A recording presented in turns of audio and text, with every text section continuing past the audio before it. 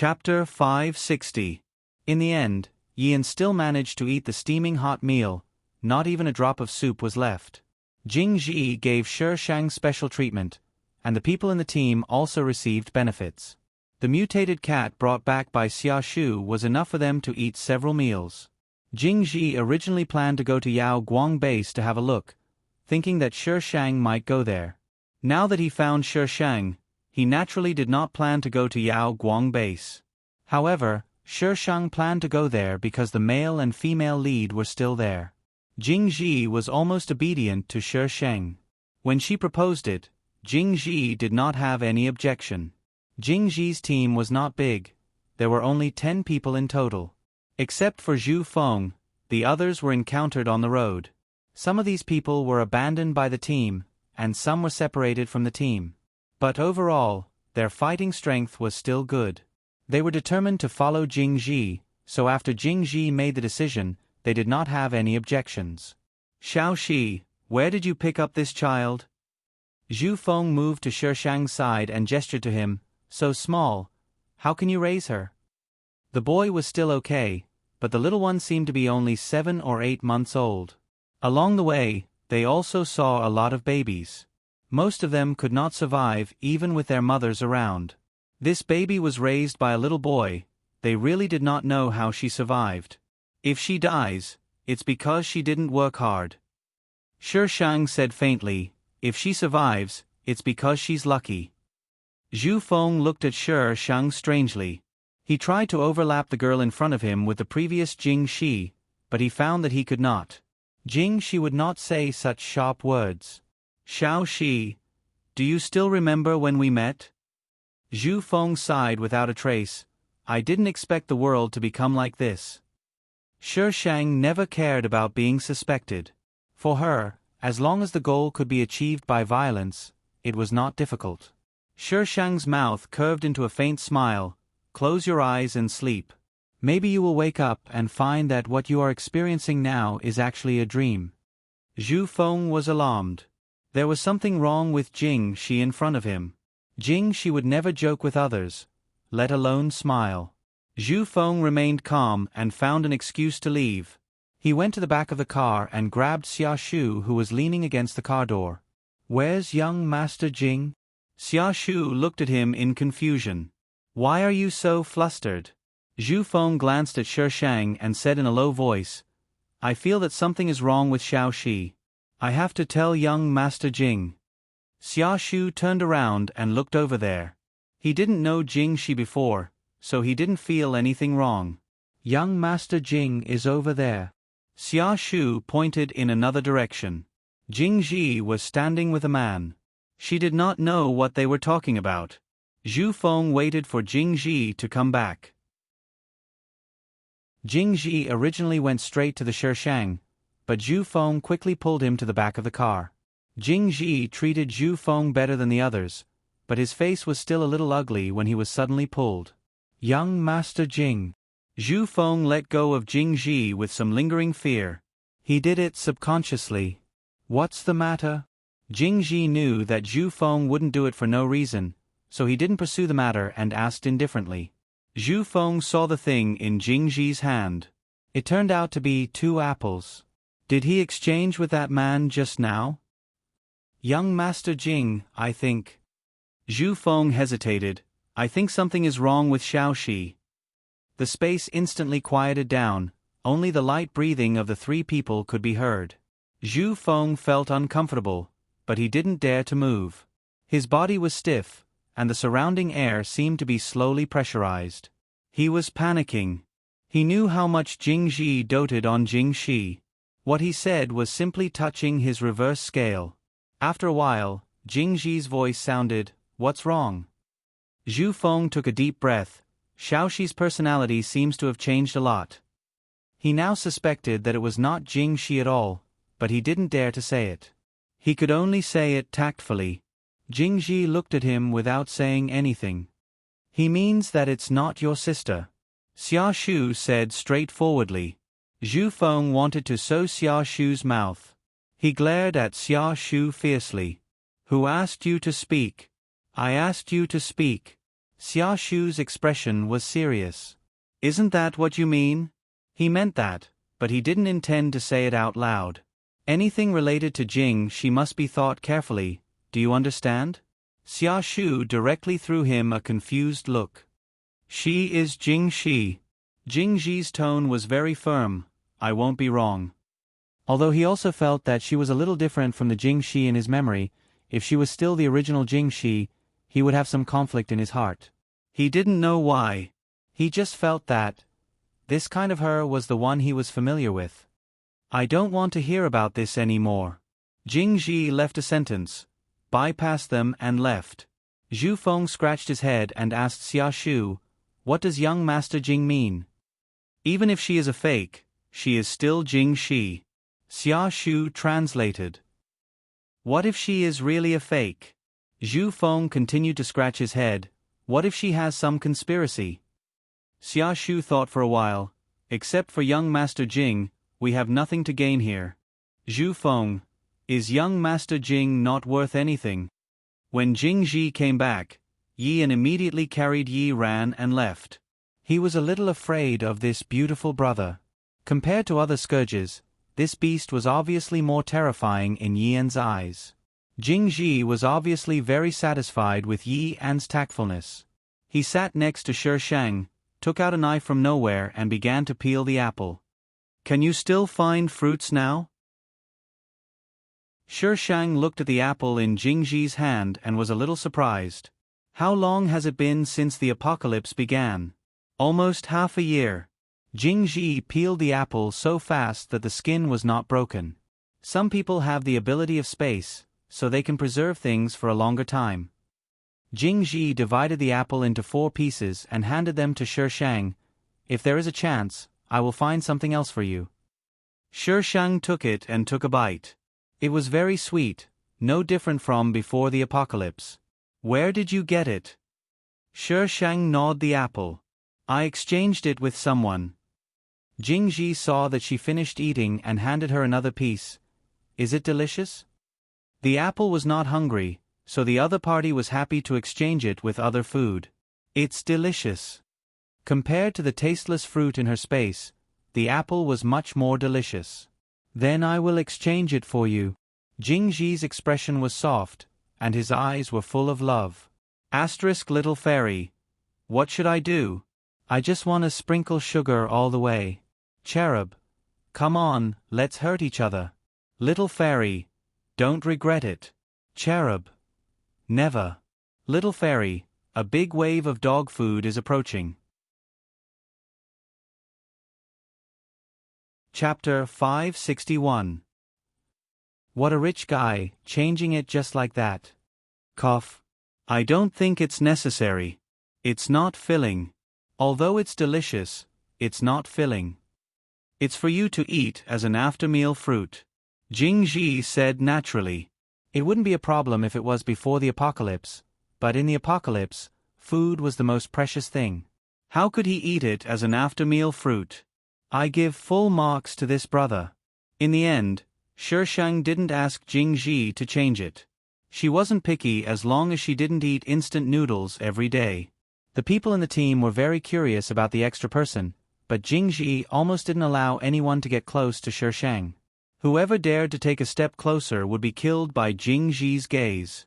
They stayed at the square for one night and continued on the next day. Shi Shang and Yi and took the RV. Jing Ji used to take the SUV, but now he also took the RV. Sister. Yi held Yi Ran, avoided Jing Ji, and moved to the other side of Shi Shang. Sister, are we still going to Yao Guang base? Yes. Oh. Why hasn't she woken up yet? Shi Shang's gaze fell on Yi Ran. This naughty child used to wake up early, but she still hasn't woken up at this time today. Yi touched Yi Ran's face, then raised his head with a confused look. Sister, touch her. Is Xiao Ran having a fever? Shi Shang put his hand over and touched her face. Yi Ran's complexion was normal, but her body temperature was obviously abnormal. Sister? Yi looked at Shi Shang nervously. Maybe she has a fever. Shi Shang wasn't sure, after all, she had never taken care of a child. She and Feng Ci had adopted children before, but those children were all taken care of by the servants. Let me see. Jing Ji sat next to Shi Shang, looking at the confused faces of the adult and the child. He felt helpless. Shi Shang handed Yi Ran over. Jing Ji checked Yi Ran and frowned slightly. After a while he said, "She may be awakening her special ability." "Young Master Jing, you're talking about her?" Zhu Feng, who was sitting in front, turned his head with a look of disbelief. "This is a baby. How can she awaken her special ability?" Xia Shu glanced at Yi Ran and echoed Jing Ji's words. "She is indeed awakening her special ability." Zhu Feng. "Oh please, that's a baby all right. Not a child." She didn't know when Yi An awakened his superpower. But when Yi An was with her, he shouldn't have any superpower. Now, even Yi Ran could awaken a supernatural ability. How could this be so illogical? "You take care of the child." Jing Ji handed Yi Ran to Zhu Feng. Awakening his supernatural ability was a critical period. Letting Yi An take care of him was very likely to cause problems. Zhu Feng looked constipated. Why did he have to take care of the child? He was not a stay-at-home dad. Zhu Feng wanted to refuse domineeringly, but when he met Jing Ji's gaze, Zhu Feng was terrified. He reluctantly took Yi Ran. He was so small that he could crush him to death with one hand. Yi An crawled to Zhu Feng's side and stared at Yi Ran without blinking. Zhu Feng was even more depressed. Not only did he have to take care of the little one, but he also had to take care of the big one. "Young Master Jing, are you sure you're not doing this on purpose so that this brat won't pester your precious sister? Can babies also awaken superpowers?" Shi Shang was dumbfounded. Logically speaking, it's impossible. Xia Shu said seriously, "She wasn't caught by zombies. The second batch of superpowered people should have fully awakened a month ago. Then, there's only one possibility.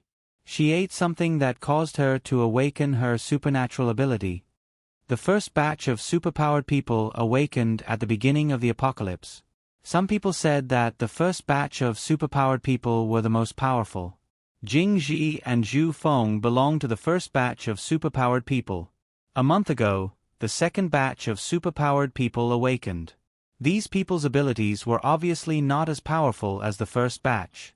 Other than this method, the only other way to awaken a supernatural ability was to be caught by zombies, or find some mutant plants and mutant nuclei. These two methods were very difficult to find, so there were very few people who awakened their supernatural abilities through these two methods. Not many people even knew about it. Shi Shang thought about it. Yi Ran had been eating milk powder along the way. The only strange thing was probably her fruit. That thing can awaken a supernatural ability? Shi Shang decided to wait for Yi Ran to wake up and take a look. The speed of the motorcade was not fast. They had to clean up the zombies they encountered on the road. Jing Ji did not allow Shi Shang to get out of the car. When it came to cleaning up the zombies, the others did it.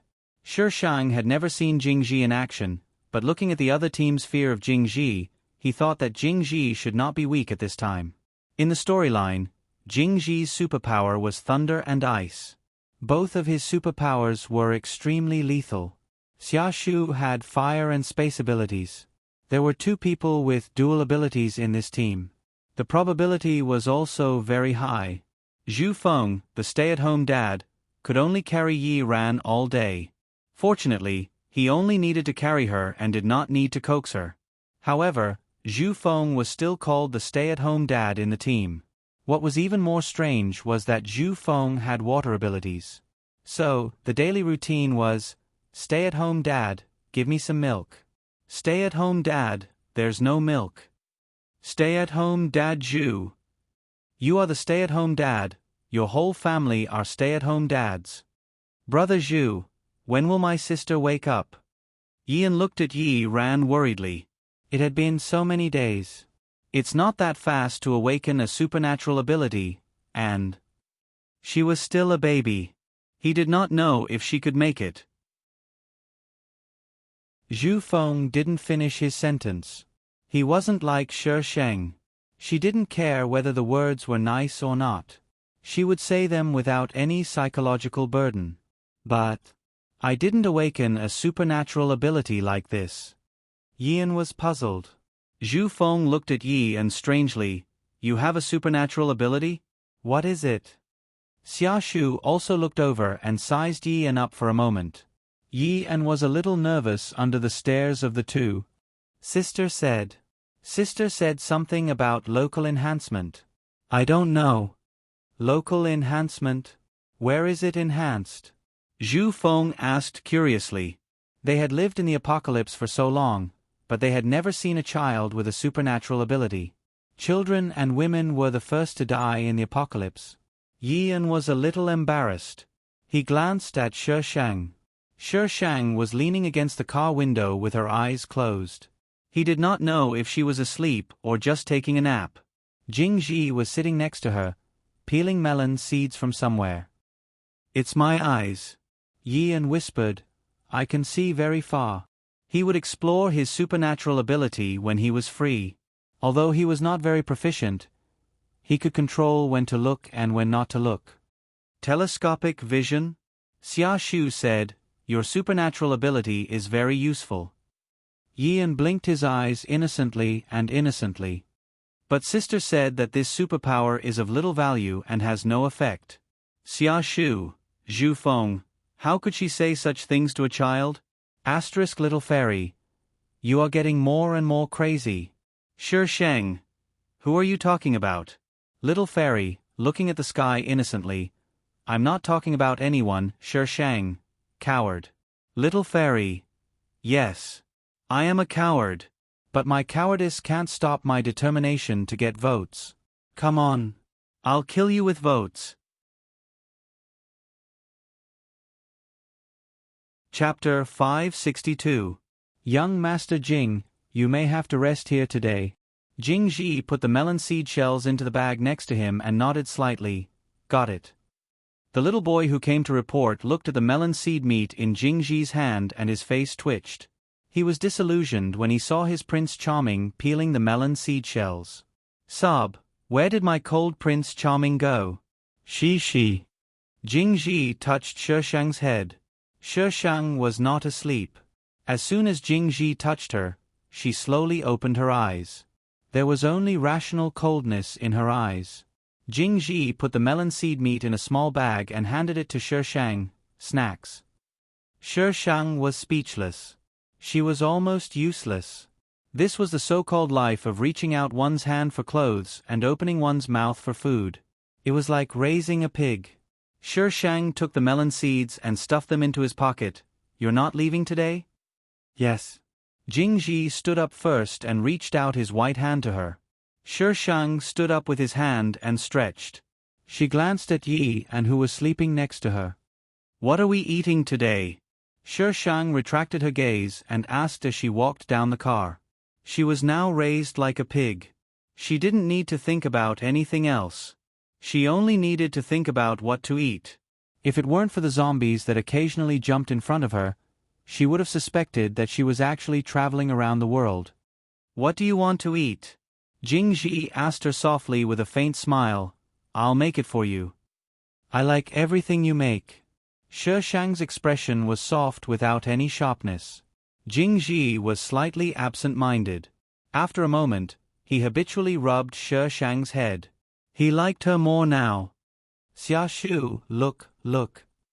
In the car, Zhu Feng pulled Xia Shu hard. She was never so nice to young Master Jing before. People change. Xia Shu's tone was still calm with the demeanor of a master who had seen through the world. But she can't change so much. Zhu Feng didn't believe it. She's like a completely different person.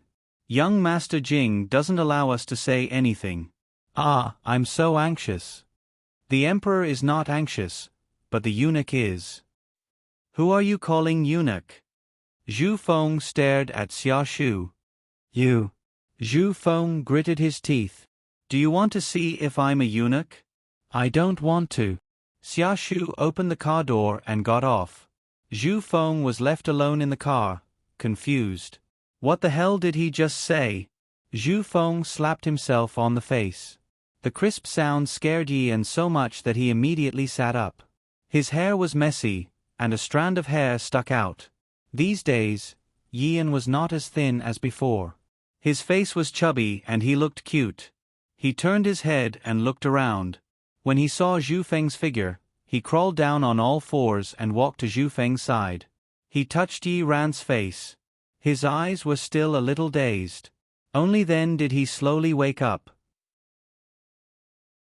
After the team finished eating, it was free time. Shi Shang leaned against the car door with a piece of weed in his mouth. His eyes fell on the distant horizon. The weeds were suddenly removed, and Jingji's face appeared in Shi Shang's eyes. "This is very dirty, don't put it in your mouth." "It's not poisonous," Shi Shang said nonchalantly. Jingji said helplessly, "It's boring in the car. I'll take you for a walk." "Okay." Shi Shang rolled his eyes secretly. It was obvious that he was up to no good. Jingji took Shi Shang to the back of the mountain. Probably because there were usually people going up the mountain, there was a small path that was relatively smooth. The mountain was not high. It took more than 20 minutes to walk from the foot of the mountain to the top. At this time, night fell. The sky was gray, and no light could be seen. It was very depressing. The only source of light was the bonfire that was lit below. Jingji. Jingji suddenly heard Shi Shang calling his name. He looked at him with some confusion. Shi Shang suddenly approached him. He looked up at him with burning eyes. Jingji's heart suddenly stopped, and then it beat wildly. He heard her ask, "We're not biological siblings, right?" Jingji's hot breath blew on his face. Her pink lips had a seductive luster. Jingji's mouth was a little dry. He said with some difficulty, "We are." His mind was a little blank. Did he have a reaction to his sister? When did it start? Since the first day she came back, when he found that she was different from the person he remembered. Jingji took a step back, looked away, and said with a heavy tone, "We are biological siblings." These words were more for himself to hear. "But we don't look like each other at all." Shi Shang turned in front of him, pointed at him, and then pointed at himself. "You see, we are two completely different types. Don't tell me about genetic mutation. No matter what, there would still be some similarities between siblings." But she and Jingji had no similarities at all. She was more like a mixed blood in a Chinese foreign joint venture. It's just that both of them were very good-looking.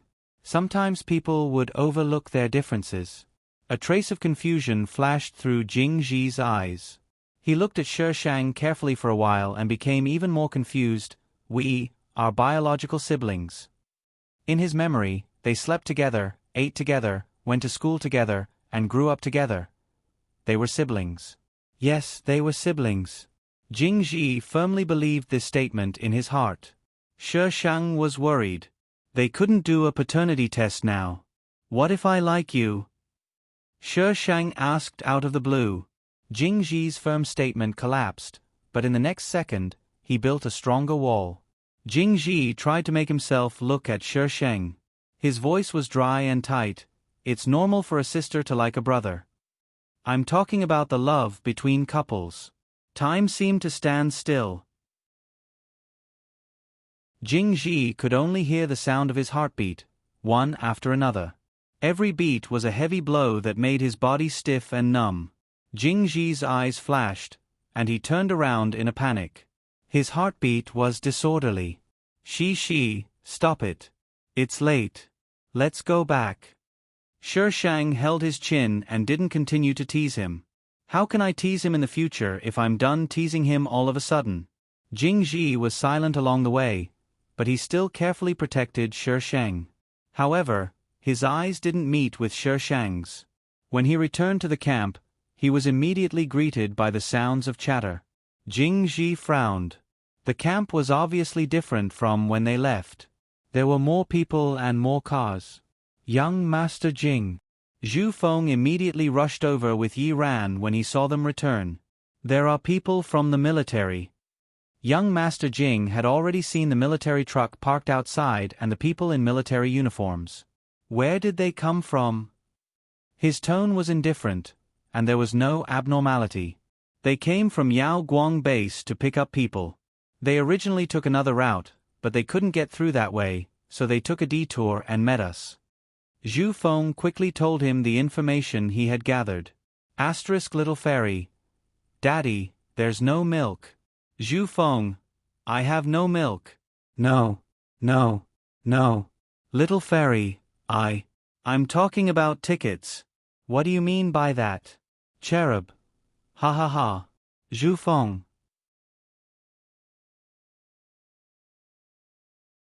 Chapter 563. Shang looked around the group and found the female lead as expected. She was standing with a woman holding a child. The two seemed to be talking about something, but the atmosphere seemed to be very harmonious. That woman was probably Han Yu's current wife. They have all decided to go with the army, but the supplies have to be handed over. Zhu Feng was still reporting to Jing Ji. Young Master Jing, what should we do? Go on your own. Shang turned and interrupted. Do you want to be controlled? Zhu Feng did not look at Shang. We don't have many weapons, and there's still a long distance from Yao Guang Base. It's safer to follow the army. Shang knew that Zhu Feng was suspicious of him, so he did not continue and looked at the female lead. The two people who were standing there just now had disappeared. Shang looked around the crowd and found the female lead. Mu Xian and Father Mu were talking. Aunt Li, who snatched Shang's milk powder before, was also there. The atmosphere was not very good. Because of Mu Xian, the group of people around Mu Xian received special treatment from the army. This group of people enjoyed the convenience brought by Mu Xian even more unscrupulously. At this time, they even asked Mu Xian to ask for fruits from Han Yu. Aunt Li saw Han Yu give fruits to his wife and gave one to Mu Xian. As a result, Mu Xian gave the fruit to her 5-year-old nephew. Aunt Li was not convinced. Aunt Li, this fruit was given to me by Captain Han. I don't have much. Mu Xian's face was very ugly. Then ask for another one. Aunt Li's tone was very righteous. Your nephew has one, why doesn't my Hu Zi have one? Mu Xian suppressed the anger in her heart and her tone was a little harsh. He's my nephew. Of course I'll give it to him. Aunt Li, who are you to me? Xiao Exen, how can you say that? Father Mu immediately scolded Mu Xian. Dad, who exactly is your relative? Why should she give these people who were neither relatives nor friends? Not only did she give it to them, but she also acted as if it was natural for her to give it to them. Why? Aunt Li is also doing this for the sake of the child. Everyone is escaping now. We should help if we can. Father Mu said, didn't I teach you before not to be selfish? Selfish. She took out so many things, and Father Mu still said that she was selfish. Xin, let Hu Zi eat this fruit. A woman passed the fruit that Mu Xian had given her to Auntie Li. Stop arguing. It's not a big deal. Yong doesn't like fruit. Auntie Li snatched the fruit away. The woman retracted her hand embarrassedly and secretly tugged at Mu Xian. The little boy hugged the woman's thigh and watched helplessly as Aunt Li fed the fruit to Hu Zi. Mu Xian was fuming with anger. Father Mu was more protective of outsiders than he was of his own people, as if they were his family. Let's go. Mu Xian didn't want to argue with Father Mu too much, so she carried Yang and walked to the other side.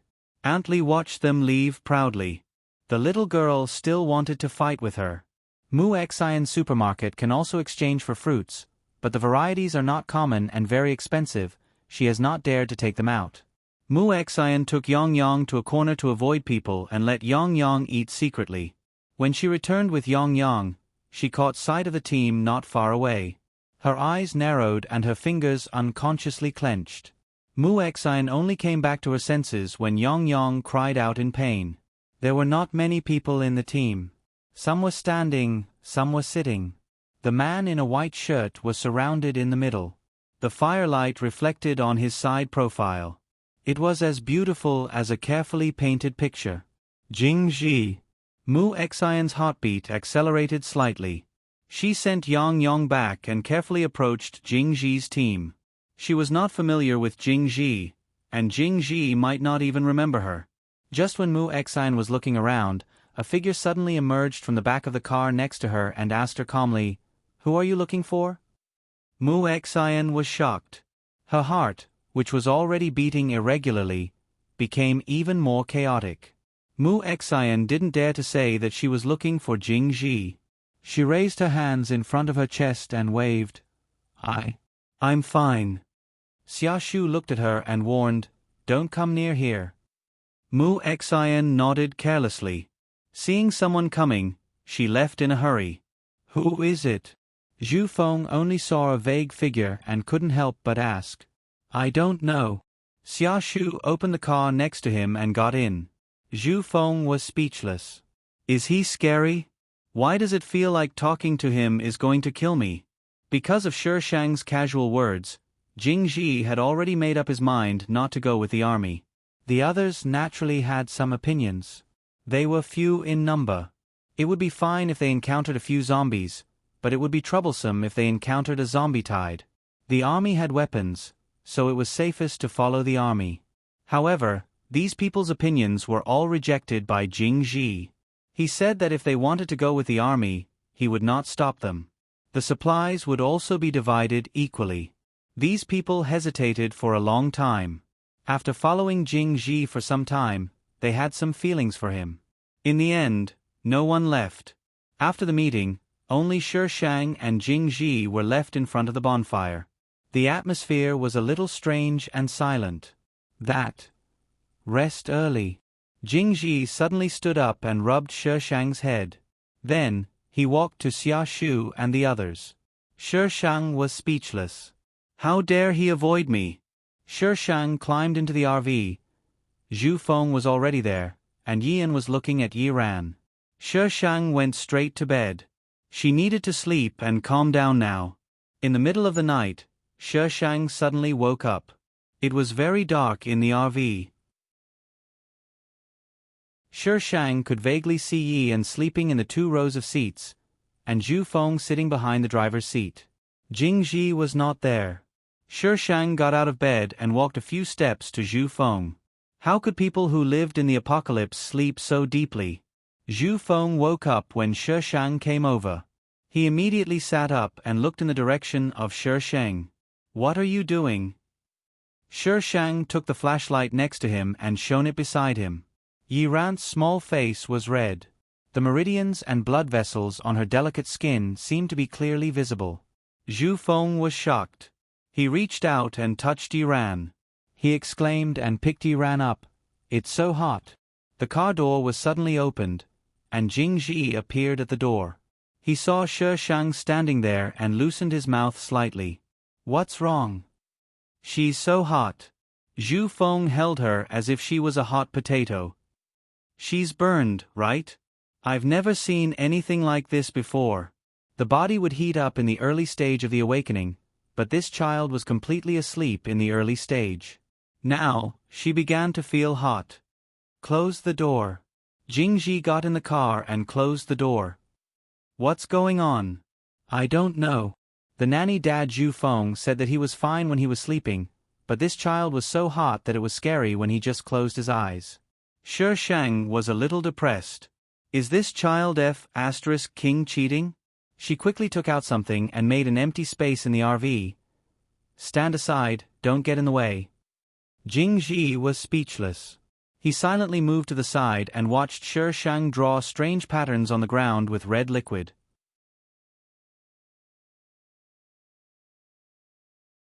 Chapter 564. Yian was probably woken up by the noise. He rubbed his eyes and sat up. When he saw several people surrounding his sister, his heart suddenly tightened. He jumped out of the car and went straight to Yi Ran. "What's wrong with my sister?" "Don't touch her," Shi Shang scolded. Yian's hand froze in the air and he looked at Shi Shang. Shi Shang did not look up and continued to draw something that they could not understand. It was a bit like the Taoist talisman markings. It was very complicated. She didn't stop once as she drew a complete picture on the ground. At the end, Shi Shang quickly threw away the pen and ordered Zhu Feng, "Bring her over and put her in the middle." When Shi Shang said this, he had already opened the car door and got out. Zhu Feng felt like he was holding a fireball. He followed Shi Shang's instructions and put Yi Ran in the middle of the strange pattern. Jingji stood at the door and watched the petite figure walk around the car, put some strange stones on the ground, and then quickly ran back. She exhaled. "Yian, she may die. You have to be mentally prepared." Yian looked at Shi Shang in a daze. "Sister? I'll try my best." Zhu Feng and Jingji did not understand the situation at all. They both looked at Shi Shang in a daze. Shi Shang sat cross-legged next to Yi Ran. She did not expect that the fruit would be so powerful in this plane. It actually made this brat build her foundation directly. This was simply ridiculous. Others could not build their foundation even if they tried their best, but this brat could build her foundation just by eating a fruit. The pot was hers. She would try her best to protect her. However, the probability of failure was still very high. She was too young. "Take him away from here. With this car as the center, don't let anyone come close within 10 meters. Shi Shang pointed at Yi and Shi. Jingji looked at Shi Shang worriedly. He did not understand what his sister was doing. Shi Shang raised his eyebrows. "I'm fine. You haven't promised me yet. How can I be willing to die?" Jingji's ears suddenly became hot. Zhu Feng did not understand what they were talking about at all. He just looked at them strangely and was confused. "What's the situation now?" Jingji stepped forward and gently hugged Shi Shang. "Don't try to be brave." He believed her. Shi Shang tilted her head slightly, and her cool lips just happened to be printed on his face. Jingji's body suddenly trembled, and he let go of her in a panic and got out of the car first. Zhu Feng did not see Shi Shang's little movements. He was even more confused when Jingji suddenly got out of the car. He pulled Yian and got out of the car as well. "Sister, my sister." Yian clung to the car door, unwilling to leave. There was a faint mist in his eyes. "If you don't leave now, she might really die." Hearing this, Yian hesitated for a moment before releasing his hand. The carriage was very quiet. Jingji and the others stood outside, staring at the car with a solemn expression. Yian's small body trembled slightly. His suppressed cries were very abrupt in the dark night. Xia Shu, who was on night watch, swayed to Zhu Feng's side. "Why aren't you sleeping? Why are you standing here like zombies?" It was scary to be here in the middle of the night. Before Zhu Feng could answer Xia Shu, the ground suddenly shone brightly. Rays of light intertwined on the ground like streams of light. Soon, a circle of light similar to a magic array was drawn. The RV quietly stopped in the middle. Xia Shu's eyes narrowed slightly. "Spirit gathering array. What did you say?" Zhu Feng's eyes were colorful. His mind was full of shock, but he still heard Xia Shu's voice. Xia Shu was only surprised for a moment. "Spirit gathering array, used to gather aura. Is it Jingxi inside? Spirit gathering array? What's that?" Zhu Feng did not understand at all. He could only answer Xia Shu's last question. "Jingxi and Yi Ran." Xia Shu looked at the carriage thoughtfully. The light was getting brighter and brighter. People in other places noticed the movement here and began to look over. The light was like a bright lamp in the dark night. It was dazzling. "Go and wake them up," Jingji ordered Zhu Feng. "Don't let anyone get close." Xia Shu's reaction was faster. He called everyone up and arranged their positions. Han Yu heard the report from the people below and rushed over immediately. At this time, there were already many people around. They were all pointing at the white light. Jingji's people moved the car to the front, blocking the view of these people, so no one knew what was shining. Mu Xian arrived later. She walked to Han Yu easily with the help of the recent favorability. "Captain Han." Han Yu nodded slightly. "Miss Mu." Mu Xian had just been here. She was naturally worried since Jing Ji was inside. Captain Han, what's going on inside? I don't know. Han Yu shook his head. It was already like this when I arrived. When the light was very weak, everyone was just watching. When the light was bright and everyone gathered around, the place was already blocked. Some people wanted to go around and take a look, but there were Earth paranormals who built an earth wall inside. There were people guarding all around. No one knew what was inside. Who dared to barge in? The already gloomy sky looked even gloomier at this moment. The sky seemed to be pressing down, and a cool breeze blew through the stuffy air out of nowhere. In the blink of an eye, the cool breeze turned into a gust of wind. The dirt lifted up and covered everyone's faces. Boom! A thunder came from the sky. The dim sky was now purple. In the intertwining light, thunder and lightning as thick as an arm crossed the night sky.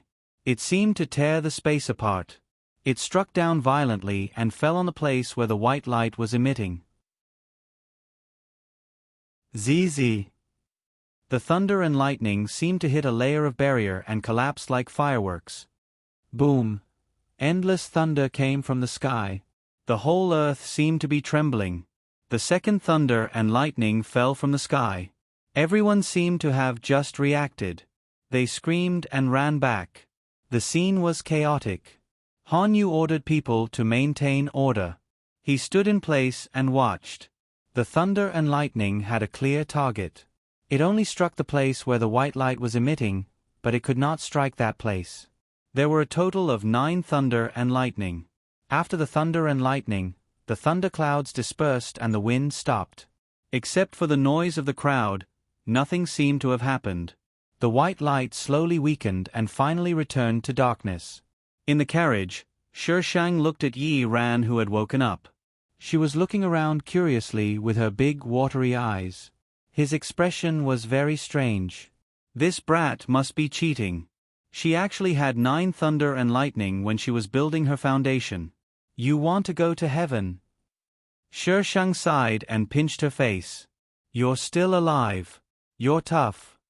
This sentence translated to, one who survives a great disaster is bound to have good fortune later. What is the host talking about? Yi Ran grabbed Shang's hand. Her white and tender hand was very soft. Shang stood up with Yi Ran in his arms.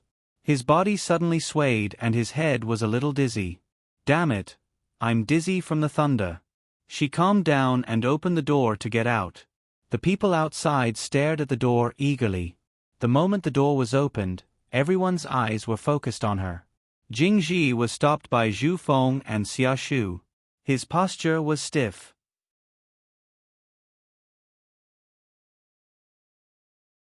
Chapter 565. Sister. Yi An was the first to run to Shang. Shang handed Yi Ran to him, and Yi An held Yi Ran like holding a gold ingot.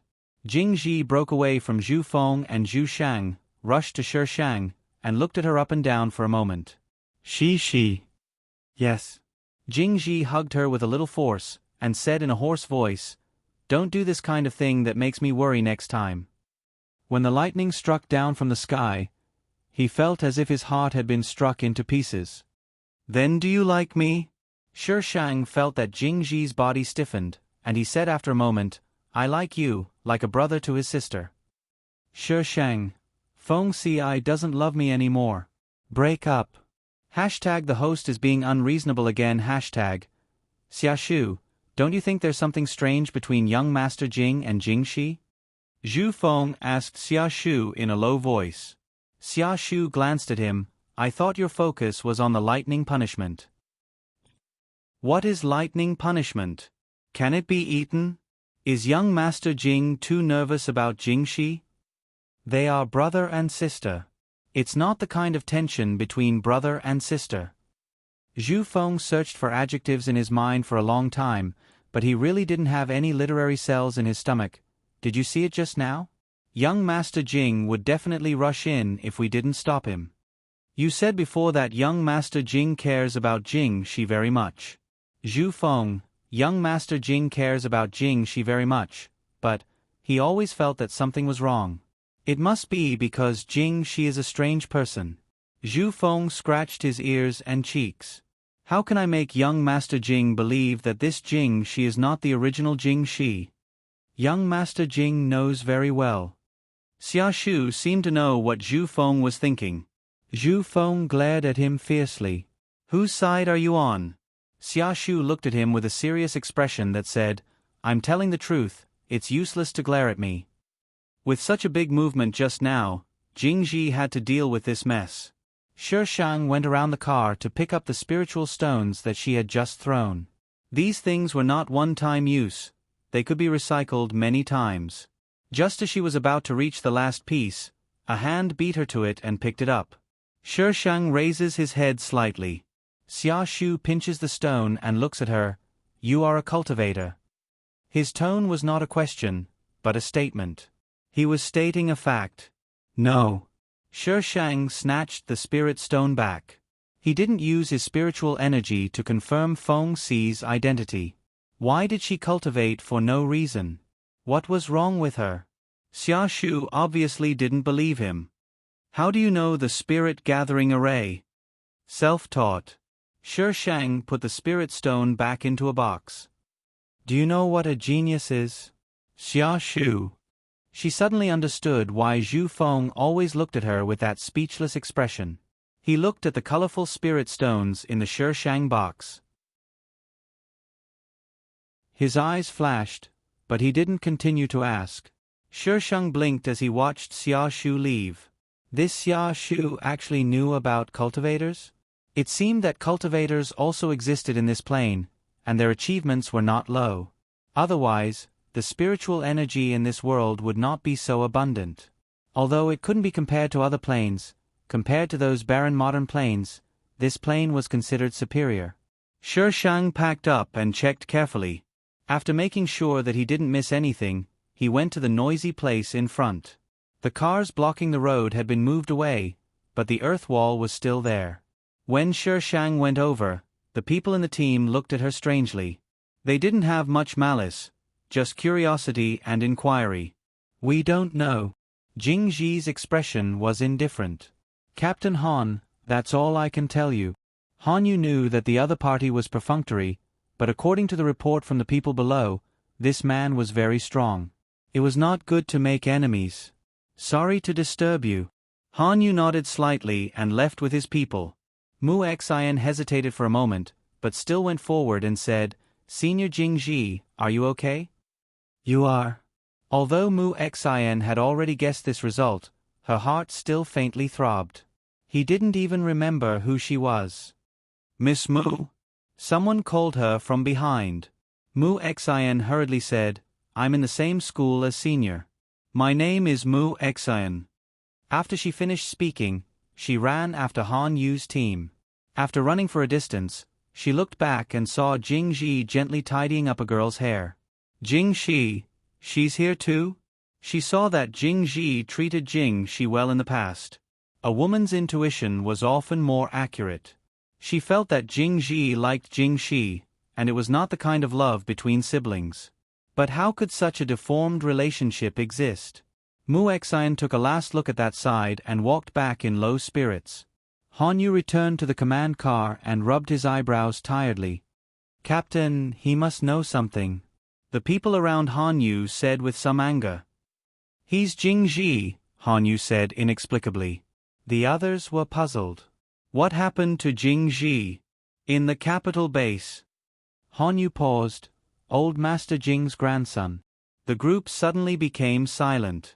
After a while, someone said, Old Master Jing doesn't seem to have any descendants? Han Yu kept rubbing his eyebrows. Old Master Jing has a son, but this son is a businessman. Old Master Jing rarely mentions him, so you naturally don't know. He had also heard about this from his father. The next day, many people were still discussing what happened last night. But the people involved did not speak out, so they could only guess in private. Survival was difficult, and it would not take long for them to forget this matter. The team set off. Some people in the small team that was with Jing Ji played tricks and chose not to go with the army, but followed at the back of the team. They did not have to hand in supplies, and they could follow the army. The army naturally had no objection to someone covering the back. If zombies came from behind, the first unlucky one would be the last one. The people in the team found that the atmosphere between Jing Ji and Shi Shang was not right recently. It was so strange that they did not dare to speak casually. Shi Shang was also a little depressed. Jing Ji was talking to her now. Although he was still gentle, he had obviously begun to distance himself from her. Hidden task, mountain dwelling and valley drinking. The system's voice suddenly popped out. Target, Jing Ji. A hidden task only popped out now. You took a long time to buffer. And what kind of task is this? Mountain dwelling and valley drinking? Why don't you let me be a caveman? F***CK. The data of the issued task belonged to the part that she did not have enough authority to change and view. After the system popped out this sentence, it did not continue. Obviously, it was afraid of Shi Shang. It now had to endure hardships and wait for its master to save it. It firmly believed that its master was the most powerful. Host, don't be arrogant. When this system comes back, you will cry. System, Master, when are you coming back? System Master, I don't know. System, Master, aren't you very powerful? System Master, she is more powerful than me. System, Master, how can you boost others' morale and destroy your own? System Master, I'm telling the truth. Hold on, I will be back soon. The signal is not good. I'm hanging up. System notification. Your master has gone offline. System, Master.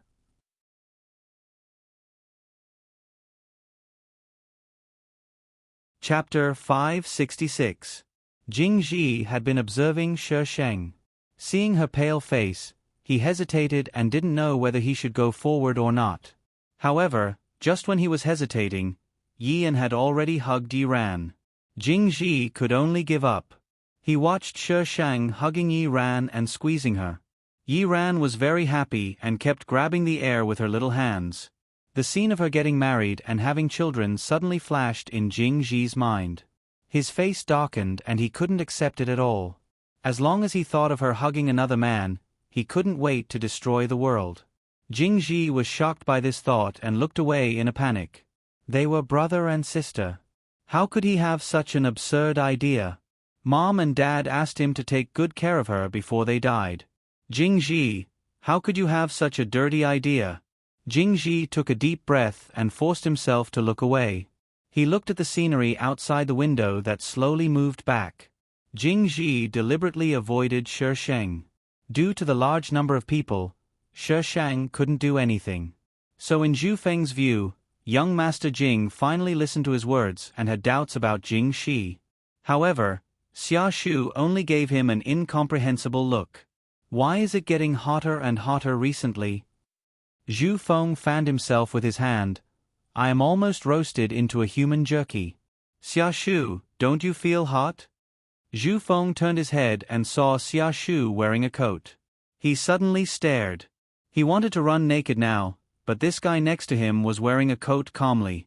He looked at young Master Jing, who was also wearing a clean white shirt. The sleeves were slightly rolled up to his arms, revealing an expensive watch. However, neither of them showed any signs of sweating, which was simply unscientific. You will feel cool if you are calm. Zhu Feng stared at Xia Shu. It's so hot, how can I be calm? Xia Shu calmly pointed at Shi Shang. Zhu Feng looked over and suddenly choked. These animals. Shi Shang crossed her arms and put her feet on the stool next to her. Her eyes were slightly closed, and her chest was moving up and down very little. Zhu Feng didn't know if she was asleep, but it was obvious that she didn't feel hot. How could she sleep on such a hot day? Why are you looking at me? Zhu Feng was engrossed in watching the show. When he suddenly heard this, he subconsciously answered, Aren't you hot? It's hot. Shi Shang put his leg down and got up slightly. How could it not be hot when he was surrounded by waves of heat? Then why aren't you sweating at all? Zhu Feng was surprised. Why must there be sweat? Aren't you hot? Who wouldn't sweat when they were hot? You'll sweat if you feel hot? Shi Shang retorted. Zhu Feng. Wasn't this common sense? Xia Shu glanced at Shi Shang and explained, some people have special physiques. Zhu Feng kept his mouth shut. He didn't want to talk now. He just wanted to find an ice cellar to cool off. It's indeed getting hotter and hotter recently. Xia Shu looked at the faint heat waves outside. The ground was dry and cracked from the scorching sun. The cracks crisscrossed like a spider web. Maybe I'll be fine after I get through this. Zhu Feng's expression was slightly downcast. It was fine for those with water abilities, but what about those without? Right now, most of the water sources were unusable, and the weather was so hot. The people who died. Get through this and it'll be winter. Shi Shang said leisurely. These were all in the plot. After the winter, there would be earthquakes and tsunamis. Anyway, there were all kinds of natural disasters, no matter how tragic they were. In the end, 99% of the people who survived were strong, courageous, and capable. Xia Shu's gaze fell on Shi Shang. How do you know? Zhu Feng was much simpler. He was almost certain that this person was not Jing Shi, so he spoke very impolitely. Shi Shang smiled. I know that I'm beautiful. Zhu Feng. Shame on you. Shi. Jing Shi called her. Shi Shang curled his lips. Have you read the Doomsday novel? Do you know the plot? Zhu Feng. Who would read that kind of thing? Besides, can that kind of thing be trusted? Aren't they all made up? Shi Shang looked back at him as if he was an idiot. Zhu Feng snorted and looked away. The car was silent for a while. Zhu Feng was thinking about something. He drove quietly and didn't make any sound. Xia Shu stared at Shi Shang thoughtfully, as if he could find some answers from her. Shi Shang had long been immune to other people's gazes. She got up and moved to Jing Ji's side. Jing Ji frowned, but he still sat inside. The seat in front of him just blocked him. Shi Shang reached out to hook his hand. As soon as her fingers touched him, Jing Ji moved away as if he was electrocuted. He gave her a warning look. Shi. Shi Shang made up her mind and pulled his hand. She was very strong. Although Jing Ji could break free, it would attract the attention of the two people in front of him. In the end, he could only let her pull him. After that, Jing Ji thought that the reason why he didn't break free was probably not that kind of high-sounding reason. He just didn't want to. Shi Shang's fingers passed through his fingers, and their fingers were intertwined. Jing Ji looked at her hand and was a little absent-minded. Her skin was a little dry and not as smooth as before, but it was still so comfortable in his palm. Shi Shang smiled at him and rubbed her fingers on the back of his hand. The hot weather seemed to be even hotter, and his whole body felt like it was on fire. Jing Ji's Adam's apple moved twice, and he looked away from Shi Shang. He needed to calm down. Because the weather was too hot and there were too few water power users, people in the team kept dying. The whole team was lifeless, and despair could be seen everywhere. Because Jing Ji's team had few people, there was another water power user in addition to Zhu Feng. Because of Jing Ji's foresight, the zombie crystal nucleus that could improve strength had always been used by water power users and those with strong attack power first. Their team had never been short of water, and they even had extra for Shi Shang and Yi Ran to bathe. Shi Shang was the only girl in the team, and Yi Ran was a baby. Coupled with the strange vision last time, Shi Shang was a little strange. Therefore, the people in the team didn't have much opinion. After all, they were not short of water. Senior. Mu Xian stood outside and waved with a red face. Jing Ji looked up at her, his eyes were cold, and he looked down after just a glance. Brother, she seems to be calling you. Yian sat next to him and carefully reminded Jing Ji. Jing Ji stuffed the milk bottle mixed with milk powder into Yi Ran's mouth, and his expression didn't change at all. Yian began to feel uneasy again. This brother is so scary. He ran to the car with Yi Ran in his arms. Jing Ji. Am I scary? Mu Xian came on behalf of the military and asked to borrow water power users. There were too many people in the team, and all the water power users added together were not enough. The conditions were very good, and they were even willing to provide weapons. Jingji of course refused this kind of thing without thinking. What did other people's lives have to do with him? As for the rest of the team, most of them had gone through some bad things, so how could they be kind? Jingji. Do I look scary? Little fairy, if you are scary, I can only kill myself in front of you. Jingji. Then why is he so afraid of me? Little fairy. Aura. Jingji. Why isn't he afraid of Sheng? Little fairy. Maybe Sheng is more good-looking? Sheng. You are so hot and beautiful. Jingji. So I still look scary? Little fairy.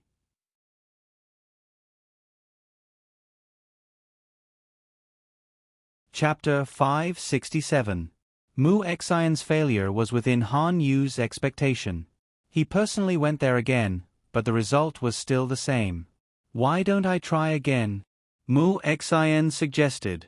There were 2 water ability users in Jingji's team. If they could borrow them, it would greatly alleviate the team's shortage of water. But from these 2 simple exchanges, Han Yu knew that the man was a stubborn person. It's useless to find him. Han Yu shook his head. I heard that he cares about his sister very much. Can we start with his sister? Someone next to him interjected. Han Yu had never seen Sheng in the team, so he didn't know that Jingji's sister was the Sheng who refused to give him milk powder. He pondered for a moment and agreed to this proposal. Women always have more sympathy. Mu Xian was very resistant to Sheng, but she was a woman. The matter of negotiating with Sheng still fell to her. Mu Xian took advantage of the rest of the team to approach Jingji's team. Seeing Sheng standing alone under the shade of a tree, she took a deep breath and walked over. Jingshi. Sheng looked at Mu Xian and blinked his eyelashes. I'm flattered that the female lead actually came to me. Sheng stared at her without speaking. Mu Xian felt uncomfortable being stared at, so she broke the silence first. Jingshi, you should know the situation now. The team is very short of water. Can you talk to the senior and borrow the water ability user? Sheng heard from the people in the team that the military wanted to borrow the water ability user, but Jingji refused. Now the female lead actually came to her? Mr. Plot is going to stir up trouble again. Water ability users are as precious as pandas now. Who dares to borrow them? Sheng looked at Mu Xian with a smile. Water ability users were now life-saving things. The result of lending them out may be that the people in their team are short of water. But your team has 2 water ability users. Mu Xian looked serious. It's not a problem to borrow one. They didn't have many people in their team, so 1 ability user was enough. Do you think they are things that you can borrow just because you want to? Sheng rolled his eyes. When the country is in danger, everyone should be united. Mu Xian had been taught by Father Mu since she was young, so she more or less inherited Father Mu's personality. Otherwise, she wouldn't have tolerated Aunt Li and the others when they were in such a difficult position. Sheng replied casually, "Oh." That indifferent attitude made Mu Xian a little annoyed. Although she didn't like the way some people acted, some people were different from others. Jingshi, you just need to talk to him. He will definitely listen to you. Mu Xian's voice gradually faded away. Why should I say that? She was not related to those people, so why should she help them? Now that everyone couldn't even protect themselves, what position did she have to help others? The consequence of helping these people was to put the people around them in danger? Mu Xian widened her eyes. Jingshi, why are you so selfish? Yes, I'm selfish. Are you not convinced? Sheng glanced at Mu Xian calmly. Everyone is selfish. Do you dare to say that you don't have any selfish motives for helping the military? Mu Xian helped Han Yu because she wanted to cooperate with the military after Yao Guang base so that her safety would be guaranteed. Generally, selfish people would find a high-sounding reason for themselves and push the blame to others. But Sheng wasn't like that. She dared to admit that she was selfish. She was such a person. If she was not convinced, she would hold it in. Mu Xian was rendered speechless by Shi Shang's words. She did have selfish motives, but she was also sincere in helping. Mu Xian had always been against Shi Shang, and now she disliked her even more. She felt that she was too cold-blooded. How could her senior protect such a person? Mu Xian left angrily. Shi Shang watched Mu Xian leave and turned to walk to the RV. Jing Ji was the only one in the RV, and the others were downstairs. Jing Ji was a little afraid to be alone with Shi Shang. He got up and was about to get down, but Shi Shang closed the door. Jing Ji, Shi Shang walked over with a smile and held the seats on both sides, trapping Jing Ji in the innermost position. Shi. Jing Ji had some difficulty breathing. His back was against the wall of the RV, and he felt hot. Are you that afraid of me? Shi Shang leaned closer to Jing Ji. No. Jing Ji tried to keep his body close to the wall of the RV to distance himself from Shi Shang. If you're not afraid of me, why are you avoiding me? Shi. The rest of his words were blocked by Shi Shang. Jing Ji stared, and his body was as stiff as a sculpture. Her breath swept over, spreading from his mouth to his heart and limbs. Her soft tongue pried open his lips and teeth, and easily went in. Jing Ji's stiff body was a little soft. His heart was beating like thunder, and his strength seemed to be sucked out. His cheeks were burning hot. He let Shi Shang kiss him, and his mind was blank. She was kissing him. It took Jing Ji a while to turn the corner. Master Jing. The car door was suddenly pulled open, and the next second, it was closed with a bang. Jing Ji was completely awake. He pushed Shi Shang away, and his eyes were burning. Shi, are you crazy? She kissed him. Yes, I'm crazy. Shi Shang sat down and approached him with bad intentions. His eyes moved down slightly. But brother, didn't you feel it just now? Jing Ji was embarrassed. He leaned back slightly and emphasized, Shi, we are brother and sister. Yes. Brother and sister my ass. How do we look alike? It's the end of the world now, who knows? Jing Ji was startled by Shi Shang's words, but a voice suddenly popped up in his mind, telling him that she was right. It's the end of the world now, and no one knows that they are brother and sister. Jing Ji bit his tongue, and the pain made him throw away those unrealistic thoughts. Shi, we can't be together. He took a deep breath and said a sentence with difficulty. You are still young, and you don't know what love is. When you meet that person in the future, you will know that love is only because of family, not love. Shi. I hope you think about it. Jing Ji wanted to go out, but Shi Shang stopped him. I've thought about it very clearly. Jing Ji, you know deep down that we are not brother and sister. Jing Ji was once again forced to the wall of the car by Shi Shang, and he was silent. You like me, don't you? Shi Shang pressed his shoulder. Jing Ji, it's the end of the world now. All the moral concepts are not important. If you like me, then be with me. Shi. Jing Ji's voice was bitter.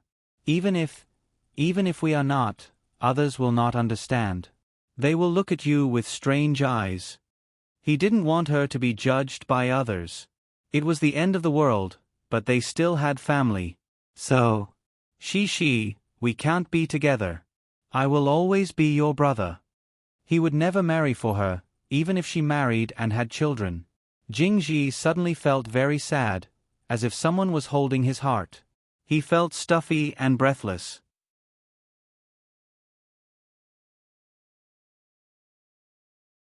Chapter 568. Shi Shang was a little annoyed. Feng Xiai thought too much about her, and now with such a character, it would be really difficult for him to accept her. What should I do? Sleep with him? Will he commit suicide if I sleep with him? It's not impossible. Shi, you will always be the person I love the most. Jing Ji reached out and hugged Shi Shang, warning himself to hug her for the last time. Then you won't be with me. Shi Shang's voice was muffled. What kind of true love is this? Jing Ji's heart was in pain, his breathing was a little messy, but the next sentence made Jing Ji dumbfounded. Anyway, I won't give up. If you don't agree, I will drug you.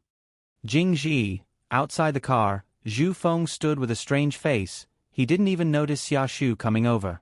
Xia Shu pushed him a few times. Zhu Feng came back to his senses. You would have died if you were placed in a zombie pile. Xia Shu sneered. Xia Shu, Zhu Feng swallowed twice. I saw. What did you see? Zhu Feng looked at Xia Shu, pulled him to the side, and whispered in his ear, I just saw young Master Jing and Jing Shi kissing. Xia Shu shifted his body uncomfortably. Are you sure? How can I be wrong? Zhu Feng's voice suddenly became louder, and immediately realized that his voice was too loud, so he lowered his voice. Absolutely. Xia Shu looked at him silently. Zhu Feng thought Xia Shu didn't believe him. I really saw it. What's going on between young Master Jing and Jing Shi? This is taboo. Don't worry about young Master Jing's business. Xia Shu threw these words and turned to leave. Xia Shu, why are you like this, young Master Jing? When Zhu Feng just caught up with Xia Shu, the door of the RV was opened, and Jing Ji appeared at the door with a slightly red face. Hearing Zhu Feng's voice, he couldn't help but look over, and then calmly waved at him.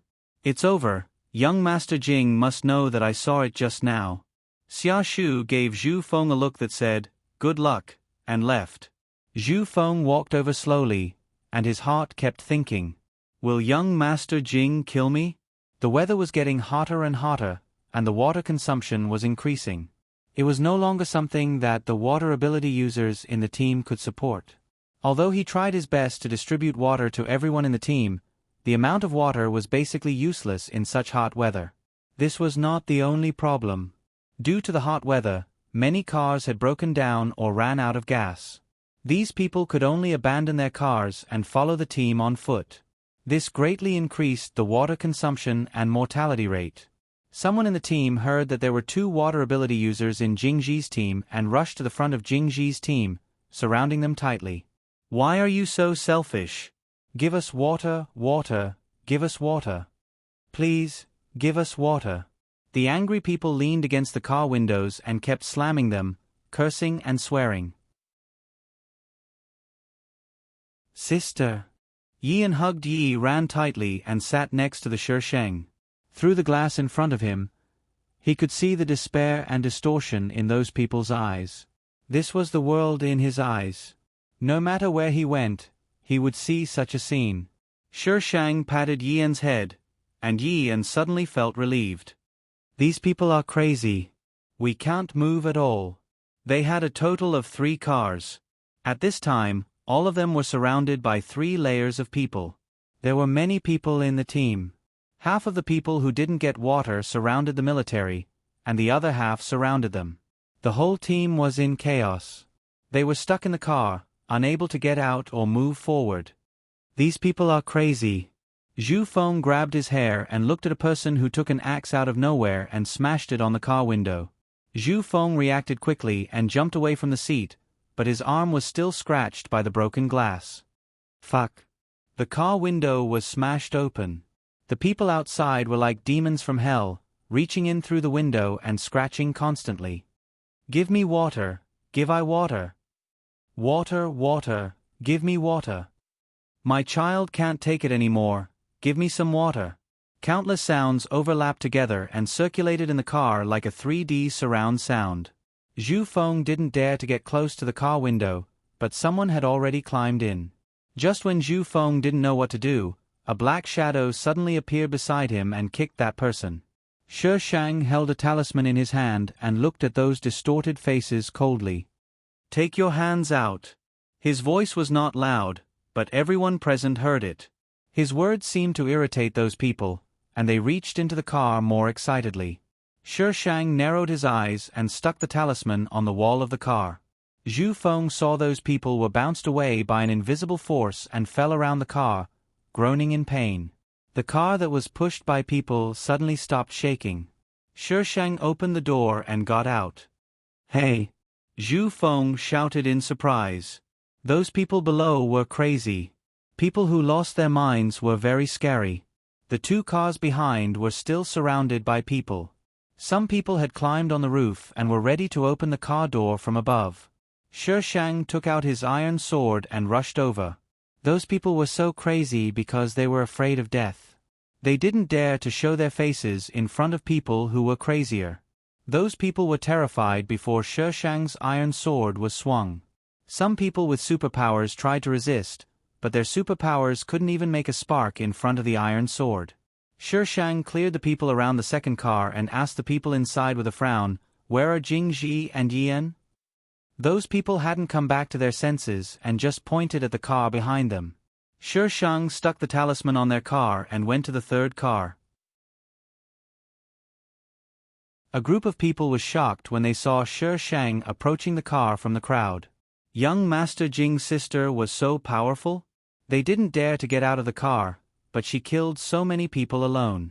There were more people around the third car. They were a little scared when they saw Shang blowing the people in front of them away. They didn't know if those people lying on the ground were dead or alive. Shang raised his sword and the group of people suddenly covered their heads and fled to the side. The scene was weird and funny. She. Jingji pulled Shang into the car and scolded with a dark face, "Why are you here?" Since that day, Jingji didn't ride with Shang. He didn't expect to encounter such a thing today. She was already here before he had time to go over. A hero saving a beauty. Shang stuck a talisman on the car. "Shouldn't you marry me?" There were other people in the car. There was a strange silence when Shang said this. Should a sister say this to her brother?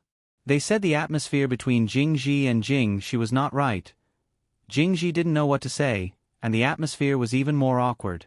"Sister, there are zombies coming. Asterisk, the temperature is dropping recently.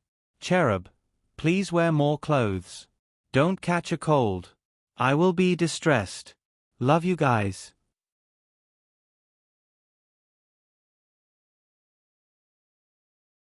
Chapter 569. There was a village nearby, so it was normal to attract the zombies' attention with such a loud noise. "How far?" Shang's tone was still calm, as if what Yan just said was just a trivial matter. The stagnant air in the car slowly flowed. Very close. It was obviously unrealistic to expect a child in primary school to visually estimate the distance, so Yan could only give this answer. However, the crowd soon realized that what Yan said was really very close. Almost as soon as his voice fell, the figures of zombies could be seen in the distance. At this time, the zombies were no longer as slow as before. They were very fast, almost as fast as a normal man's running speed. In the blink of an eye, a zombie ran to the front of the team, grabbed a person and bit him. "Ah! Zombies, there are zombies! Run, the zombies are coming! The zombies are coming, ah! Help! Help!" The zombies swarmed in, and the outside of the car was full of zombies. Only the 3 cars were bounced off as soon as the zombies approached. The people who were nervous just now looked at the talisman Shang then slapped on the wall of the car. It was already very powerful to bounce people off just now, and now it can even resist zombies? "My sister is amazing." Shang leaned in the direction of Jingji. "Brother, you see, I'm very powerful, do you want to think about it?" Jingji's nose was filled with her breath, and his ears were burning hot. He scolded with a straight face, "Cece, don't mess around." Shang curled his lips and patted the person in front. "Drive, do you want to wait for zombies to eat your brain?" "Ah. Oh. The person immediately started the car. Fortunately, they were at the back, so they could only drive back. He pressed the horn madly, and the car in front saw him reverse and immediately retreated. Shang leaned back in her seat. Her expression was so relaxed that it was as if the apocalypse wasn't happening outside. The rest of the people in the car didn't even dare to breathe loudly. Compared to young Master Jing, this girl's aura was even stronger. They were indeed a family. With zombies blocking the road, the car was not very fast. At first, the driver was a little nervous, but when he was sure that the zombies could not get close to the car, he slowly relaxed. After driving for a long distance, he found a group of people following behind him. There were military personnel, ordinary people, and ability users. However, the ordinary people who could keep up were those who had better stamina and were used to killing zombies. Shi Shang poked her head out to take a look. She immediately spotted the most conspicuous people in the group. Han Yu was carrying a woman on his back and a child was tied up in front of him. Mu Xian was protecting Father Mu and was surrounded by the military. The zombies chased after them. One of them ran faster, probably a level 2 zombie. It aimed at Uncle Lee, who was carrying the child, and clawed at Uncle Lee with its sharp claws. Aunt Lee, who was running beside them, suddenly pushed a soldier who was escorting them. The zombie clawed down and cut open the soldier's stomach. At this time, everyone was busy running for their lives, so no one noticed. Of course, except for Shi Shang, who was leaning against the car window and watching the show. How did the female lead Darren allow this kind of person to follow her for so long? If it were me, with my temper, I would have killed him long ago. He had tricked himself and others. Why did the bridge in front collapse? The driver suddenly exclaimed, and the car slowed down. Wasn't it fine when we came here? The people in the car stretched their heads out to look at the bridge. The bridge in the middle was gone, and there was a dark river below. Young Master Jing? They couldn't cross. What should they do now? Get out of the car. Jing Ji made a prompt decision. Enter the mountain. Immediately, someone got out of the car, opened the door next to him, and carried Yi and directly on his back. Another man carried Yi ran.